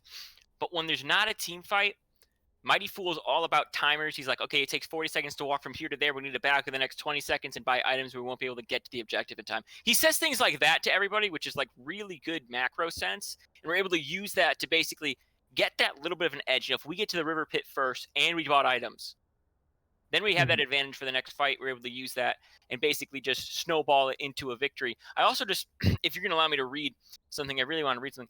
ZZ Chocobo, otherwise known as the Duke of Diapers, is one of the most successful challenger players of all time. After 2 weeks and going through 2 boxes of diapers, he progressed from bronze 3 to challenger tier with flying colors. Now retired, he is waiting for the price of diapers to dip before he makes his first appearance in the pro scene. Well, I don't know if you knew this, but diaper prices have been dipping, and I think LBLCS might have a new sponsor. Huggies, everybody. Huggies is coming in. It's the only Huggies for diaper that buggies. fits right. Yep. Exactly. Huggies for buggies. Gold Diggers are a team that we super respect. We think they're one of the best teams in executive, if not the second best. They clearly are, and they have a winning record in scrims against us. I know that tonight felt and looked more dominant. I think after in the middle of game 2 somewhere, I think there might have been a little bit of a mental lapse or something. Because usually they give us a way bigger run. I mean, look at game 1. They took 2 Barons from us. They pushed us on our edge. Like, we had to basically get Elder to win. There was no other way we were going to win. That really was nuts. Like, they're a really good team, and they always have our number, and we are lucky that we're the ones that came up on top this night, because this series is a coin flip. They're really good. Absolutely. Yeah, that was really crazy. Things were looking a little bit weird that third game, especially. It really did look like Gold Diggers was on a roll. I mean, not to say that they weren't. That's for sure. They definitely were. Yeah. It's exciting to see what they're going to do in maybe next season. Yeah, I'm excited for what they're able to do next season. Obviously, Frank's Little Beauties, although we've won Executive League now, we're splitting up basically into 3 different teams. So this exact 5 you will never see next season. Dude, holy crap. That's actually huge. Insane. Legendary. Right Yeah. there. Hey guys, thanks for having me on. I appreciate it. Of Yeah. course. And if anybody from Thank the you. Gold Diggers wants to hop in for an interview before we end Please. off the stream, please come through. Physical, Azel, Azurim, Polar Bear, Kingdom Eye, if any of you are around. I mean, you all had your moments of shining. It was definitely close in the 3-0, and we'd love to hear from you. Seriously, that was awesome. Specifically, physical. If you're in chat Come and on. want to pop around, like, Yeah, you legendary man. you're coming off as the god top. Seriously, you have made a name for yourself, Physical. That is. Whew. If not, though, thank you to everybody that came around tonight to watch the games. We appreciate you all. Again, if you're not already, join the Discord. Go through the application process. If you have a team, get your friends in. Get them to go through the application process as well. If you don't have a team, there's a free agent channel. Right? Yes. You can go in. You can find a team. Hell, you can make a team if you want. Make a team with randoms. That's what we all did in season 1 of the LBLCS, and Mhm. a lot of people are still friends, right? So thank you to everybody for coming around to the Executive League Finals. You saw Frank's Little Beauties versus the Gold Diggers. Frank's Little Beauties coming out on top with a 3-0 in the end. But great play from the Gold Diggers as well. Any of the games could have gone either way. Unfortunately, it wasn't 5 games. It was only a 3-game series. But it looks like we do not have an interview. So with that, I am Zelius, joined here by ZZ Chocobo. That's right. And as you always say, Takes two to tango. good night.